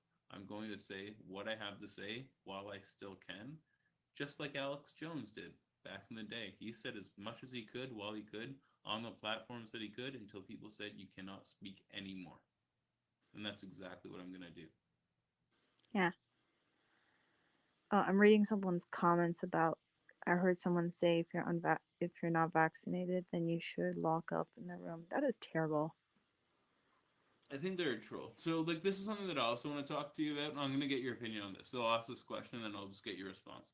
Mm-hmm. I've seen, I would say, so many. I can't even describe the amount of individuals who comment, and you go to their profile, and they are not a real person. There are so many bots on TikTok right now that say the most inflammatory thing. The only people that I see saying inflammatory stuff, I'd say two, 2 in 10 are real people, and I'll go to their profile every single time somebody posts something that's like contradictory to the narrative that I'm portraying on my TikTok. I'll go and look at them, and 2 out of 10 are real people, and I'll be like, okay, cool. Anytime that somebody disagrees with me, I'm super stoked. I'm like, awesome, this person actually has an opinion. They formed their opinion around whatever they believed, and they came to this conclusion. Awesome, I'm sick. I'm stoked to see them here. And then I go to other people, and they have 3 followers, and they're following 200 people. Like that's not a real person. That is not a real fucking person, and they're private, by the way. That was me at Or they have first. no videos, or they have no videos. Yeah. The thing is, so you were following like 200 people and only had like 3 followers. So at first, and then I remember when this TikTok, whatever, I was listening to these like people talking about, the unvaccinated, this and that, and I would try to communicate and they would call me a troll. And I was like, what the hell? And then I realized what you were saying. So then I started posting videos about, I'd hear things on legislation. I thought it was interesting. So I started posting those videos and I started getting followers. I still haven't put my face up. Eventually I will. I'll put a picture of something up. But, now it's like I'm able to talk to those people who called me a troll. But unfortunately, they blocked me all because they don't want to hear the actual facts. Yeah. Or my facts, even though like they may say it's disinformation, but it's not. It's what I was told by doctors. So again, when I was told about my blood disorder, I was pregnant. I was getting treatment at Sunnybrook Hospital. When COVID happened, when we had that lockdown, on March 17th of 2020, I can tell you exact date because I was at the hospital getting iron therapy and blood therapy and taking out blood and all the fun stuff. And I was told all that information about COVID, what they knew at the time. I was terrified like everybody else. I never wore a mask though because I was pregnant. I couldn't breathe already, and then let's throw a baby in a mask on. Good Lord. And like I remember going to get an ultrasound and they made me wear a mask, and I literally fainted on the table because I had this baby pushing up against me. I'm laying down, so it was pushing up against. I just up on my lungs, the mask. I couldn't breathe. I literally fainted getting an ultrasound once because these masks are terrible. And then with the whole vaccines, I had to pay out of pocket. It was like, now mind you, my medication is $1,500 per shot that I get for iron therapy. You still having blood issues? I do still have blood issues. I'll get into that later. So it's $1,500 per shot. I had to get them every 3 months when I was pregnant. So every 3 months, I'd go for therapy, I go all that stuff. When the COVID vaccines came out, because I'm compromised, autoimmune, and blood, you can do a test to see how your blood will basically react with the vaccines. So I did that. And basically, it just congeals. If it congeals, it's no good. Mine all congealed. So they said that I will have a reaction. And then they noticed, I signed a waiver that they were testing it. They noticed that my antibodies were killed within seconds, minutes of putting that on. Okay. And so that's when my doctor's like, this kills antibodies. So I went home, told my husband, oh, that's not true. And he was all for the COVID vaccines at first. And then I told him, well, this is what my doctors were telling me. My doctors told me that the trials were only done during one season, it wasn't done during winter, cold season. So you don't actually know what the percentage is. And he was arguing with me. And then he was like, no, no, no. And I was like, this is what came from my doctor. And I told somebody else then. They're like, no, no, no, no. And then there was another one that they only did it on a certain blood type.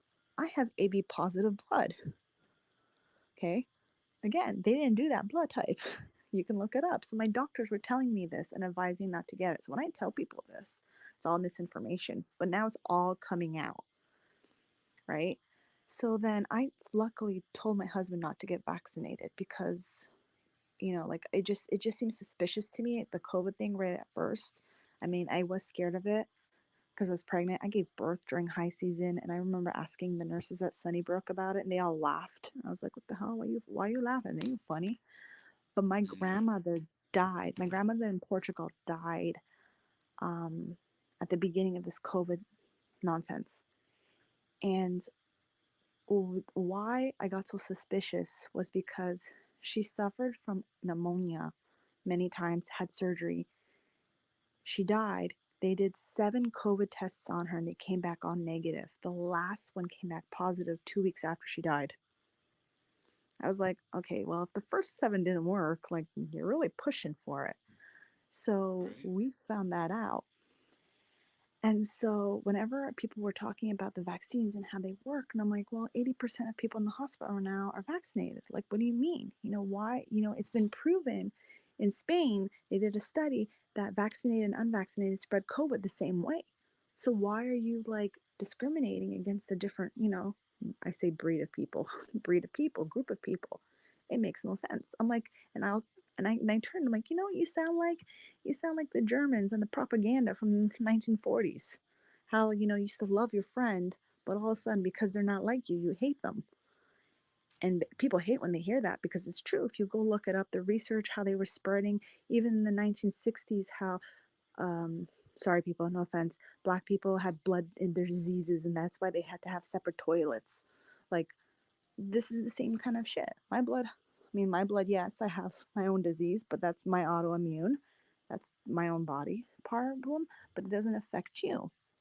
And so when I hear people talking about this, I'm like, okay, so then when you apply for a job, should someone have a label saying, I have HIV, I have hepatitis, or I am a pedophile? Like, should people be walking around with those?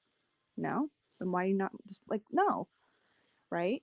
So I get really angry about things like that because it's like you don't know what's like giving birth by yourself. A You don't know what it's pedophile. like have They should have to say that. they should be because they can go to restaurants with children there. Even though they're not supposed to, they can. Um, so like for example, like we moved to a different city because we bought a house we can afford. I have no family doctor now because a lot of here they don't have any doctors. There's a huge wait list. So for me to go see a doctor because I had something happen to me with my blood, they were refusing me because I was unvaccinated. And I was like, are you freaking kidding me? But one doctor finally took me because I think it was like December 15th. We had like 1,600 COVID people. It was like all vaccinated, and there was only like 300 unvaccinated. And he was like, well, I guess, something's up, right? So, yeah, like things like that. It just pisses me off. I just can't with the lies, the separation. Now tomorrow is the day where if I want to go eat at a restaurant, I can, but many people are not doing it or they're doing it. Like it's a shit show. Like I don't know what to trust. I don't know what to believe. I'm afraid of going out and someone's like gonna spit on me. All my neighbors know I'm unvaccinated. They don't care. I bake them cookies all the time and stuff and bring it over. They don't really care. It's just, I can't see I can't go see my daughter's school plays. My daughter was having a panic attack because she was afraid of getting vaccinated at her school, but she didn't. So it's like, Yeah. why are I'm you guys sorry all you've been scared of me? I dealing with can't do that. nothing. Yeah. I'm sorry you've been dealing with Yeah, that. it's life. Also, But yeah. Klutz also just said some pretty serious stuff in the chat there, and I'm sorry that you had to deal with that. That's one thing that the reason that I'm fighting for this as hard as I can, like I don't like on this channel, I'm not fighting for anything. I'm literally here asking questions and trying to build my opinion, build my world belief, build my worldview, and help everybody else build their worldviews as well. But the reason that I have such an opinion on my own is situations like what she had just said, and where it's like if you had to deal with a serious situation over the past 2 years, and the government has told you that you cannot get together with a loved family member in a dire time, yet you can get together with 1 to 2,000 other people at Walmart any day that you'd like, Monday to Sunday. uh-huh. Yeah. Go Except fuck in yourself. Quebec. Yeah, except in Quebec. But Yeah, that was. it's like I'm not dealing with that. I'm the kind of person that's like I don't care. I don't care about rules. I don't care about authoritarian beliefs. I don't care about your authority. Respect my authority. I don't give a shit. I don't care about who you are or what you do. What I care about is the truth and understanding at least myself as to why I do the things that I do. And I am not going to stop. You cannot, not you, but nobody. I don't give a shit who you are. Nobody's going to tell me when or where I can interact with the people that I love. Go fuck yourself. So Plain and when you simple. talk, the mental illness, I saw someone post something. It was so bad with my daughter one time that I remember her birthday's in June, and my brother came over and brought her some chips and some stuff. And she was so scared. I remember she walked over, I had like a spray of alcohol because I was still pregnant, and she started spraying the chip bag and wiping it down because she was terrified of touching it. And she kept asking me if it was Yeah. safe to eat. I was like, this is my 5-year-old, okay? I felt so bad for her. And I remember like the first time she went out was like 2 months after, like during lockdown. And I went to Shoppers and I was pregnant. I was like 38 weeks pregnant. And the guy at the Shoppers knew me. Like they all know me. I'm still friends with them and I'll see them when I go down. And this is essential, this part of the story. So he's a student that came from Pakistan and he was cashing me out. And he told me to put my stuff down on the counter and I stepped back. And there was another gentleman who was like, I swear, he was like 20 feet away from me against the wall, like window, bagging his stuff. And he asks the cashier to ask me to go back further back. And he looks at him and goes, do you want her to go to the back of the store? Like you can see I was pregnant. My daughter was with me. She's freaking out because this guy starts yelling at me saying, this is my fault. I brought the disease here. That they need to close the borders. That it's because I'm ignorant, because I'm this and I'm that. And I'm standing there and I started laughing because I got scared. Probably peed myself a little. I was pregnant. My daughter's standing beside me crying because this man's yelling at me. Mind you, he's wearing an N95 mask. He has gloves on. And he's yelling at me, screaming at me about this. And the manager, Chang, came over and escorted him out. And I looked at the cashier and I asked him, like, are you okay? Because, he's a student on a visa and this guy's yelling at me, but, I'm a little white girl telling me it's my fault. And I asked him if he was okay. And he's like, I don't know why that brown man was yelling at you. And I'm like, was I speaking in my language? like, is there like, on my forehead? Like I made a joke of it. And he's like, are you okay? He asked me. I was like, yeah, I'm fine. I'm fine. Because I was pregnant and they thought I was going to go like drop right into labor right there. Um, but like that was the world my daughter walked into 2 months from being home. People screaming at people, blaming people. And like, it's been like that since. And then the chip thing happened. And then, it's just, she can't play with her friends because of this or that. And she says, but it makes no sense. I think my favorite argument is people talk about the smallpox vaccine. And every time I tell this to a liberal, I get banned. I'll ask him when was he born, and he'll tell me. I'm like, oh, cool. So you don't have the vaccine. So you're unvaccinated. Awesome. Welcome to the club. But I have it. So wait, am I vaxxed and you're unvaxxed? And they get so pissed off about that. Okay, so I got two things to bring up that I have to question. I'm sorry that you have to deal with all the things. I shouldn't have to say I'm sorry that you have to deal with shit every single fucking time somebody tells a story. It's But, okay. I'm gonna write a book. Yeah, right. That's what I was gonna say. Like, but this is the deal. This is the times that we're living in, and it's an interesting situation. But everybody It's literally has their been my own whole stories. life. It's my whole life. I just laugh about it now. It's always yeah, me. yeah, and yeah, no, I sympathize. I do. It's a strange situation.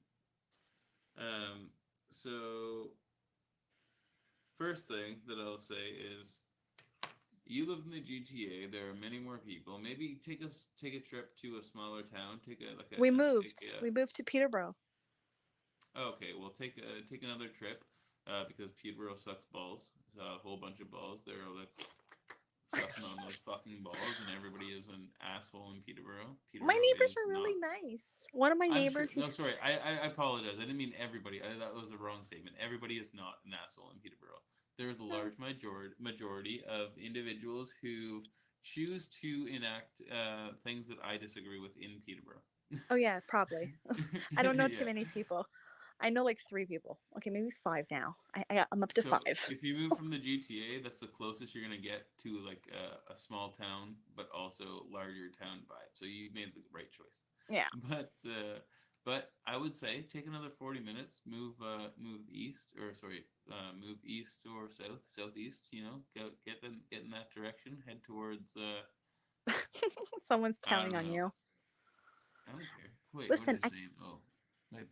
My best lives in Peterborough. I Yeah, you tell them. You tell we them. You can't. tell them I'm what's up. sorry. We can't move No, anymore. you We can't afford houses. Like we bought our No, house don't for. move. Don't move. Don't move. I'm saying Oh, you mean just to take a day travel? trip.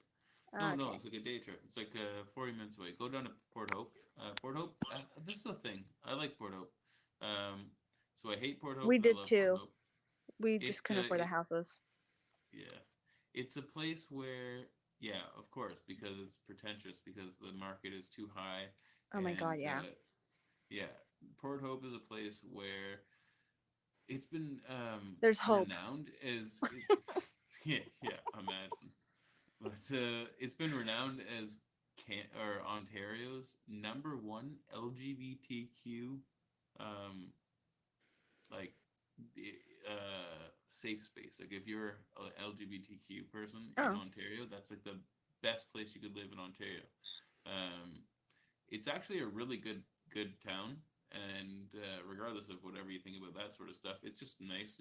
There's a really good bar scene and night culture there I'll compared be to other honest. actual small towns. I'll be honest. We don't go out because we're unvaxxed. We go out because I have a toddler and he is. I call him Psycho Baby. Like anybody who is afraid of diseases would be terrified of this kid because he sneezes, he coughs, he spits in your face. He don't give a shit who you Like, are. He wait, what? throws his he throws his shoes at you. Oh yeah, He's a he'll look raptor. at you. He spits at you, throws something at you, and then laughs in your face. When I rest, like we'll be home eating, and he's That's a like, "Eight, baby. That's the problem. People have forgotten oh, what human beings are. Do you think that oh human beings no, are not disgusting as children? We are no, all this so is a gross. We special got breed of boogers child. falling out. Like, No, he's special breed. Like this kid is a special yeah, breed. Like he doesn't have too many words yet, which is fine. But like this guy can like pick up 20-pound weights and walk around with it. Like this kid is something else. Like, oh my god, he's something else. that's Um, crazy. he's funny as hell. But like we'll be in the car and all of a sudden like a boot flies and hits me in the face from the back, and I just look at him and he's like, I'm like, freaking evil child. That's right. Or That's like, what I've done. so it's like anybody who is paranoid about diseases, yeah, they'd be scared to like this unvaccinated little. Well, I mean, he has his vaccines up to a certain point, but like, with COVID and spitting and throwing his mashed Mhm. potatoes and food and or forks, oh, he's something else. You were saying you had two questions. Yeah, poor Hope. Yeah. We're gonna go there eventually. Yeah. Essentially, it was just saying like I could relate it to Port Hope. Port Hope's probably a little bit more reserved than where I am, but a smaller town, and also just to inundate yourself with situations that you may not be exposed to every day, especially with so many people around you. Um, I haven't worn a mask in probably 2 weeks, and Nice. yeah, at a certain point, my mask broke, and I was just like, you know what? I'm not doing this anymore. I'm not going to get another mask. I am not going to keep up this game. I am done. And so I just stopped wearing it. And honestly, I see so many more smiles. Like people, like the reaction that I feel and that I get is so different than when I was wearing the mask. When Yep. you're not wearing a mask, you actually see people. You can see it under their mask, right? Because they're still wearing a mask, but you can I see like would their if I face lift, could. right? And It, if you can, right? If you can find like if it's the only thing that's going it's to change, right? Apparently tomorrow the guidelines in Ontario are changing, so yeah, I it's don't up to believe the that. store. If the store But wants to do it, they can do it. But the my whole thing thing is is more like, my what's going to daughter. change for you, right? But that's what I'm going to ask. Like, Yeah. what's going to change for you? So it's up to each individual person. When do you feel comfortable enough to just go and start living your life again normally? Honestly, like I'm fine with it. It's more right now I'm focusing on my daughter. Just because like now she's in grade 2 and the other day she was like in tears crying to me, telling me that two kids that sit around her were not wearing a mask and she was freaking out because she thought she was going to get sick and there was like some kid had COVID in her class and she was freaking out. And I turned around and I'm like, then take off your mask too. Like who cares? Join them. And she was like panicking. So it's like the last 2 years for her husband were really hard. Um, Hmm. so I think for her it'll be like slowly, like because she's a very cautious kid, very cautious. I don't know where she came from. And Yeah. or him too. I don't know where none of these kids come from. It's my husband's side. And and like she's very worried about everything and like I just goes back to when she was disinfecting the Doritos bag or like we got money and she wanted me to wash the money or like it was it just goes right back to that when she was 5 she thought everybody was going to die and when I gave birth she would call me at 3 in the morning crying thinking to make sure I was alive still you know Yeah. and so like I remember when I came back from the hospital to do my check-ins she'd ask me to like strip outside the house before I can come in. I'm like, girl, we live in an apartment. My neighbor does not get to see my fat white butt. Like, no way, it's gonna be like a beluga whale butt. No, thank you. Like, like, whatever. I'll disinfect the air after for you. But like, yeah, she's just so paranoid. She's getting better, but slowly. Like, if we go somewhere she doesn't have a mask, like she starts freaking out and crying, and so Hmm. slowly. I think I have to work on her first because there's been times where I don't know, I've not worn a mask, but she freaks out because she thinks that I'm gonna get yelled at again, like I did by that one guy, even though masks weren't even mandatory at the time. But like, Yeah. it's more for her because I try to set her a good example. I just, Exactly. Yeah, like I, I completely agree, and I think that it's like it is sad that she is come to that state, but that's what has happened with the inundation of propaganda, like we talked about, not only from us, but it's being inundated with everybody in society. So that means your children, that means the people that you love that are around you that you may not.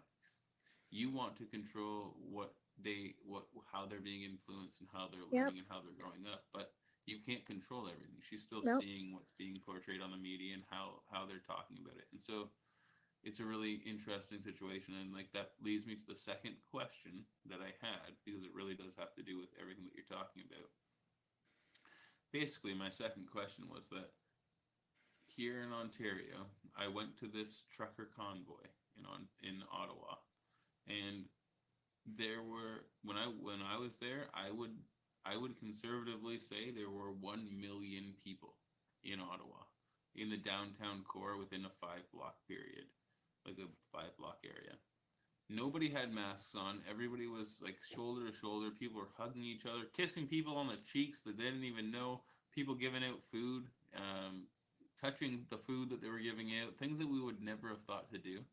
And within those individuals, um, I would say 10% were children under the age of 10. Okay? And in my personal opinion, I think that like regardless of what the media is saying or how it's been portrayed, for children that are very young that have been inundated with propaganda, and even if it's not propaganda, inundated with fear for the past 2 years. You don't have to say it's propaganda, but you can't say that people have not been afraid. Um, to see how people live and literally witness an event that had people coming together and just living life normally, um, I think that it really was a good event for younger children to see, to influence that whole situation where it's like for so long people have been inundated, like especially young children, especially with school and all this sort of situations with you have to wear a mask or you're gonna get sick, you're gonna be dead, you can't do anything, you can't have fun.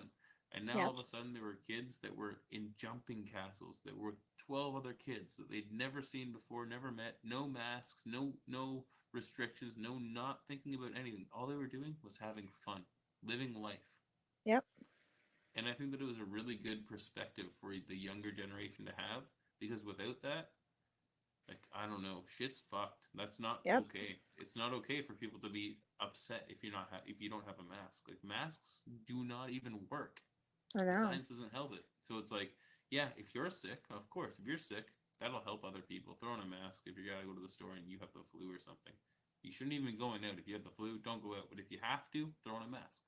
Yep. But if you're healthy, to feel as though you have to have a mask, it sucks that she feels that way. I always tell her, I'm like, listen, Ada, don't be scared. Don't be scared. You're going to be fine. You know, her birthday party, that's the idea, is literally we're going to have a bounce castle and I'm going to invite all her friends. I'm going to get all them Toronto people that are her friends to come and I'll invite the people here and hopefully everything works out great. And hopefully soon. I mean, she does take the bus now at school, so it's getting better.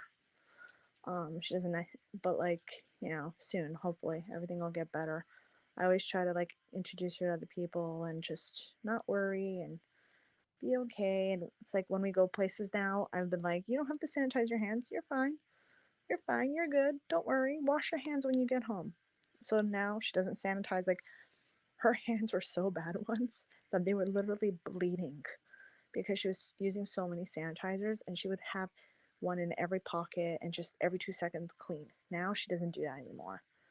So which is it seems like she's getting better and hopefully soon we can get to that because that's the goal eventually. Yeah. The other one doesn't care. Yeah. He'll probably eat a sanitizer. Well, it's He's good. something Yeah, else. it's good. I'm glad And I'm not the only one that says their kids' hands are bleeding. Yeah, it was bad. Like I remember like we were trying for a while. I put socks on her hands to try to like help with the dryness.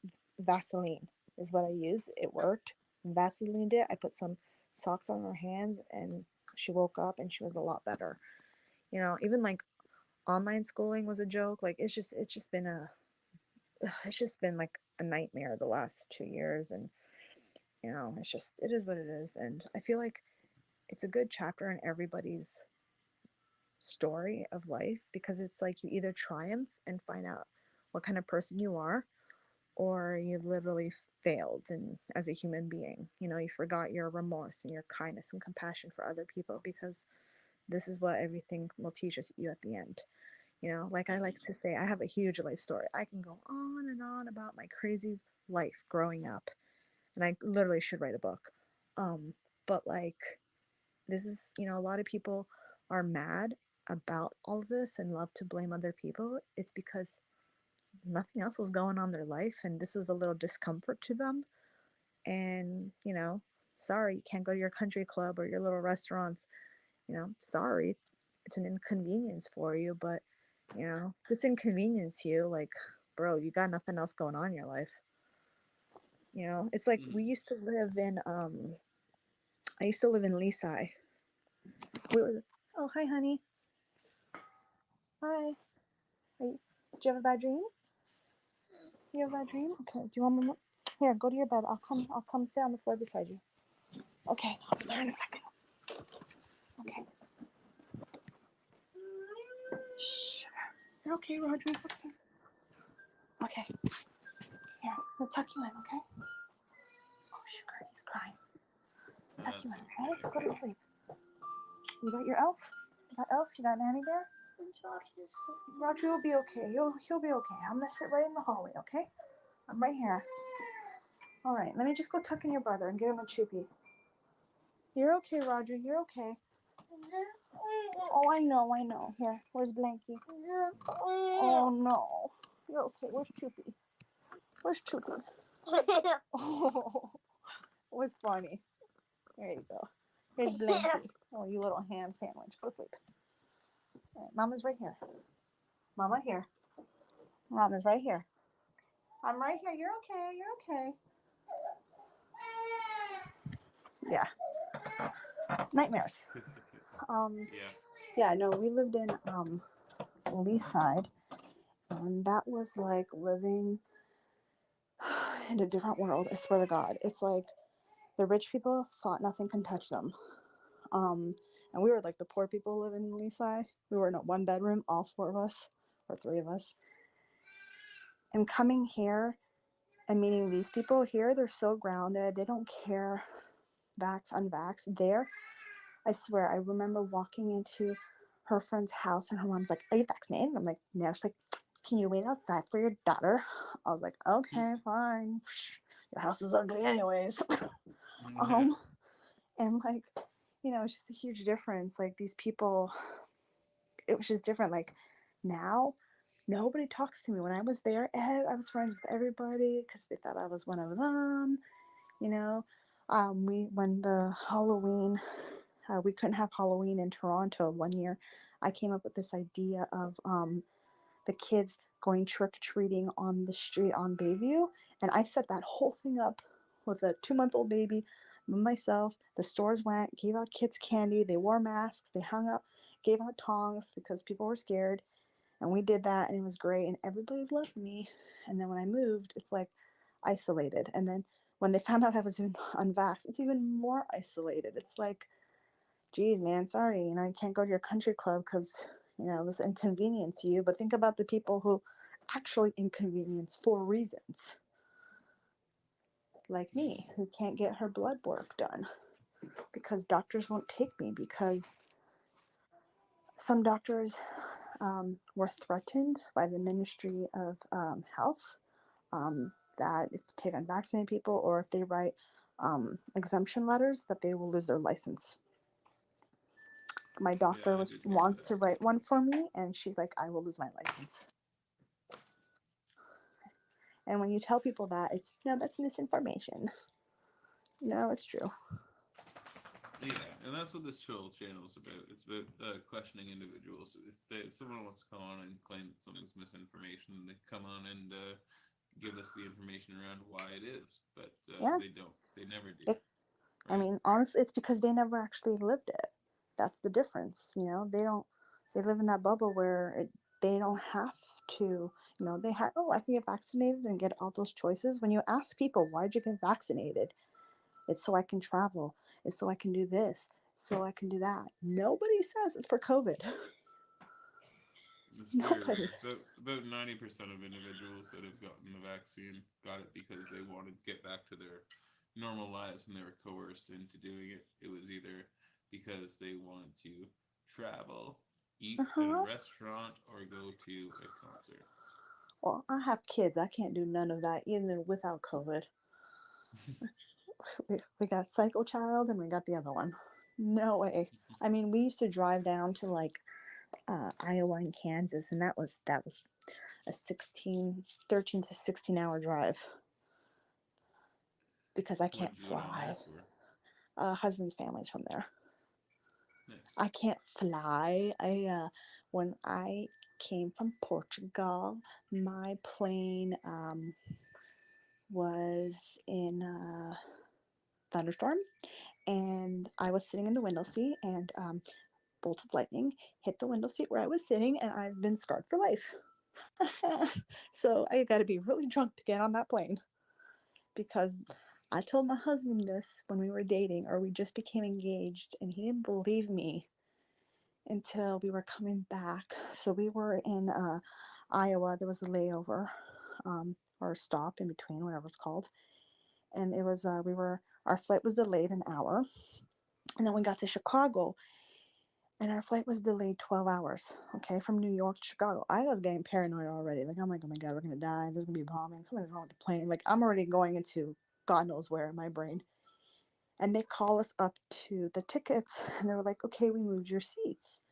And I said, oh, okay, where'd you move us to? They're like, oh, we moved you to emergency. You're beside the door, so if anything happens, I'm like, we all die. Nope, nope. That's what I said. My husband looks at Yeah. me. He's like, what the fuck did you just say? We're I'm like, done. nope, We're doing no, it. we're done. Like, We're all what do dying. you mean? We're all dying. Yeah. Nope. And then he's like, I will sit there, man. She has really fear of flights. And like, and that's what I said. I walked away, and I'm like, nope, we all dead. Nope, not me. Nope, nope, no, I'm not getting on this plane. I was like, nope, I'm done for the day. I'll wait another 12 hours for the next plane. I'll walk to Canada. And so that's why we drive. That I ruined flying for him. To be honest, like it's like the most like it takes 2 days to drive to the other like to Mexico essentially, and so like there's nowhere in the U.S. that you can't drive to if you wanted to like really just drive there. Well, when we So drive to Iowa, it's like we're going through the worst states of them all. Like, we're going through Chicago. What the hell? Like, I think we drove through is it Inglewood? No, Flint. We drove through Flint, Michigan. I requested that once because I wanted to see what it looked like. Everyone's really nice. Just don't drink the water. You know, I was terrified of the water, but like, everyone's really nice, and everywhere, you're driving through Michigan, that's all crap. And then you're driving through the tri-state, again, all crap. I think there's like one place that's like 10 hours away that's a decent drive. So it's like when we leave Toronto, you got to hold your bladder until you get to the border. So it's about 4 or 5 hours. That's when you get to pee. And then from there, it's like Kalamazoo or something where we can stop in, or Jolene. true. Such stupid names. Hmm. Yeah, so like, and then like from there, then the next day, sometimes now we sleep over at the hotels. Before, we used to just drive straight. I don't know how my husband did it. And he'd watch and listen to a lot of like TED Talks and Ben Shapiro and all those people. And yeah, actually, I think one year we were listening to the whole thing about the Trayvon Martin thing. True. Yeah. That was Yeah, that that was. makes sense. That would make the drive a lot easier. Oh yeah, I know. I realized listening to the radio in the U.S. how stupid Americans were during one of those drives when they were saying poulet. Um, what was it said? They were saying it was something about chicken. It was like the word fish in French is chicken. And I was like, no, it's poulet. Like, what? Wait, what? Poisson. They're like, poisson's chicken. And I was like, no, what are they talking about? This radio station. I'm like, oh my God, they're idiots. Why are you listening to these people? I'm like, oh my God, shut this shit off. It's pretty funny. No, they're saying poisson is chicken, not fish. That's what they were saying, and I was like listening to the like, no, like, I don't know French a lot, but I know that from Little Mermaid. Le poisson, le poisson. It But just like, even makes sense. I yeah, don't know. It just kind of makes sense. yeah. The last time we were in the U.S. Was 2019 Christmas, before, or 2018 2019. So it was the last time my husband's family saw my daughter, when she was like 3, 4, 4 maybe. So they haven't seen her since. So we have like he has no family here. Um, yeah, but like in the US, like, it's crazy, like the propaganda stuff compared to here. It's so much worse. But nobody believes it there. Here people just do. Hmm. I don't understand. I completely agree. But I am going to end the stream pretty early tonight, so we're just going to go for this 1 hour, and we are at the end of the stream. But I'm going to give the floor to you here, Bellfire, to speak about whatever you'd like on your mind, anything that you're thinking about. How do we combat propaganda was the question that was on the board. Just But look it in up. general, just what's going on in your head. How do you feel? What's going on? Honestly, every time I hear something in the news or see something, I take a picture and I look it up because I'm like, you know what? I don't know. There's the truth. There's the truth. There's your side, his side, and the truth. And now it's like I have to look up pictures. I found out a friend donated some money, some Ukraine crap, based on a picture, and the picture was from Serbia of 2019 and 2021, something like that. And it's like I just don't trust it anymore. Having to live through COVID and all the lies in the beginning with the people dying on the street, which was fake, to like now, it's just enough is enough. And if people can't, I mean, it was admitted that they're using propaganda and or warfare in the Canadian Army in a newspaper article to mess with people's brains. If you can't see that, open your eyes. Like, I don't know what's going to, just do your research, download the apps. The apps are free. Take the picture, reverse image it, look it up a few pages down. If it looks good, believe it. If it doesn't, if you're still suspicious, keep researching it. Use GoDuckGo or Yahoo, or don't use Google. Do not use Google. It just, if you have a Google phone, get out of the Google phone. Get a Chrome. Or isn't Chrome Google? Safari, that's the one. Just do your own research. Stop listening to what other people say. And if it sounds too good to be true, it is. Yeah, I completely agree. Thank you for those wise words, and thank you for joining us tonight on the open debate. I appreciate everything that you've had to say tonight, Yeah, and appreciate you coming on. yeah. I'm always posting stuff about stupid government crap, what they say, what she said, he said. So that's literally what I post because I think it's ridiculous. And it's unedited because I don't know how to edit. I just learned how to do the little words. Right? And so it's not like I, you're trying to manipulate. You're just I'm not. posting what you feel.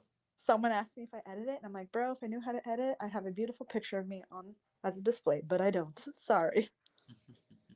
Anyways, take care. Good night. Goodbye, everybody. Yeah, have a good night. Thank you for You joining too. us. Bye. So, another good conversation tonight on the open debate. Bellfire joined us to discuss how do we combat propaganda and her feelings around all of those topics in general. Many more discussions that we had, and many more discussions to be had here on the open debate. This is a channel for each individual to come together and voice their opinion. If they, if tongue tied, tongue twisted, that's the way I go. If you would like to come on the channel and cough, although I do not have COVID, if you'd like to come on the channel and tell us how you feel, voice your opinion, you can always hit the request to join button, which is usually at the very bottom of the screen. It's a pink and blue button as of right now, and you can hop into the channel and tell us what's going on inside of your head. And yeah, guys, this has been a good stream. We're gonna cut it short tonight. It's not gonna be too long, and we'll be back tomorrow at 9 p.m. Daily live streams at 9 p.m. from Monday to Sunday.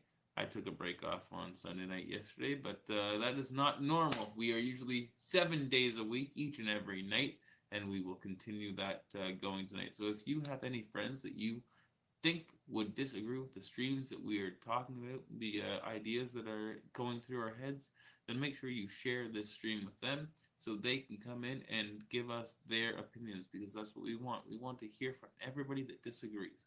I do not want to hear from people that want to. I do want to hear from people that agree, but I don't want to just hear from people that agree. I want to hear from everybody. So this is what we're at. Yeah, blah, blah, blah, blah. My name is Elder. This has been the open debate. Thank you all for joining us. If you did not know, well, be your own hero, kids.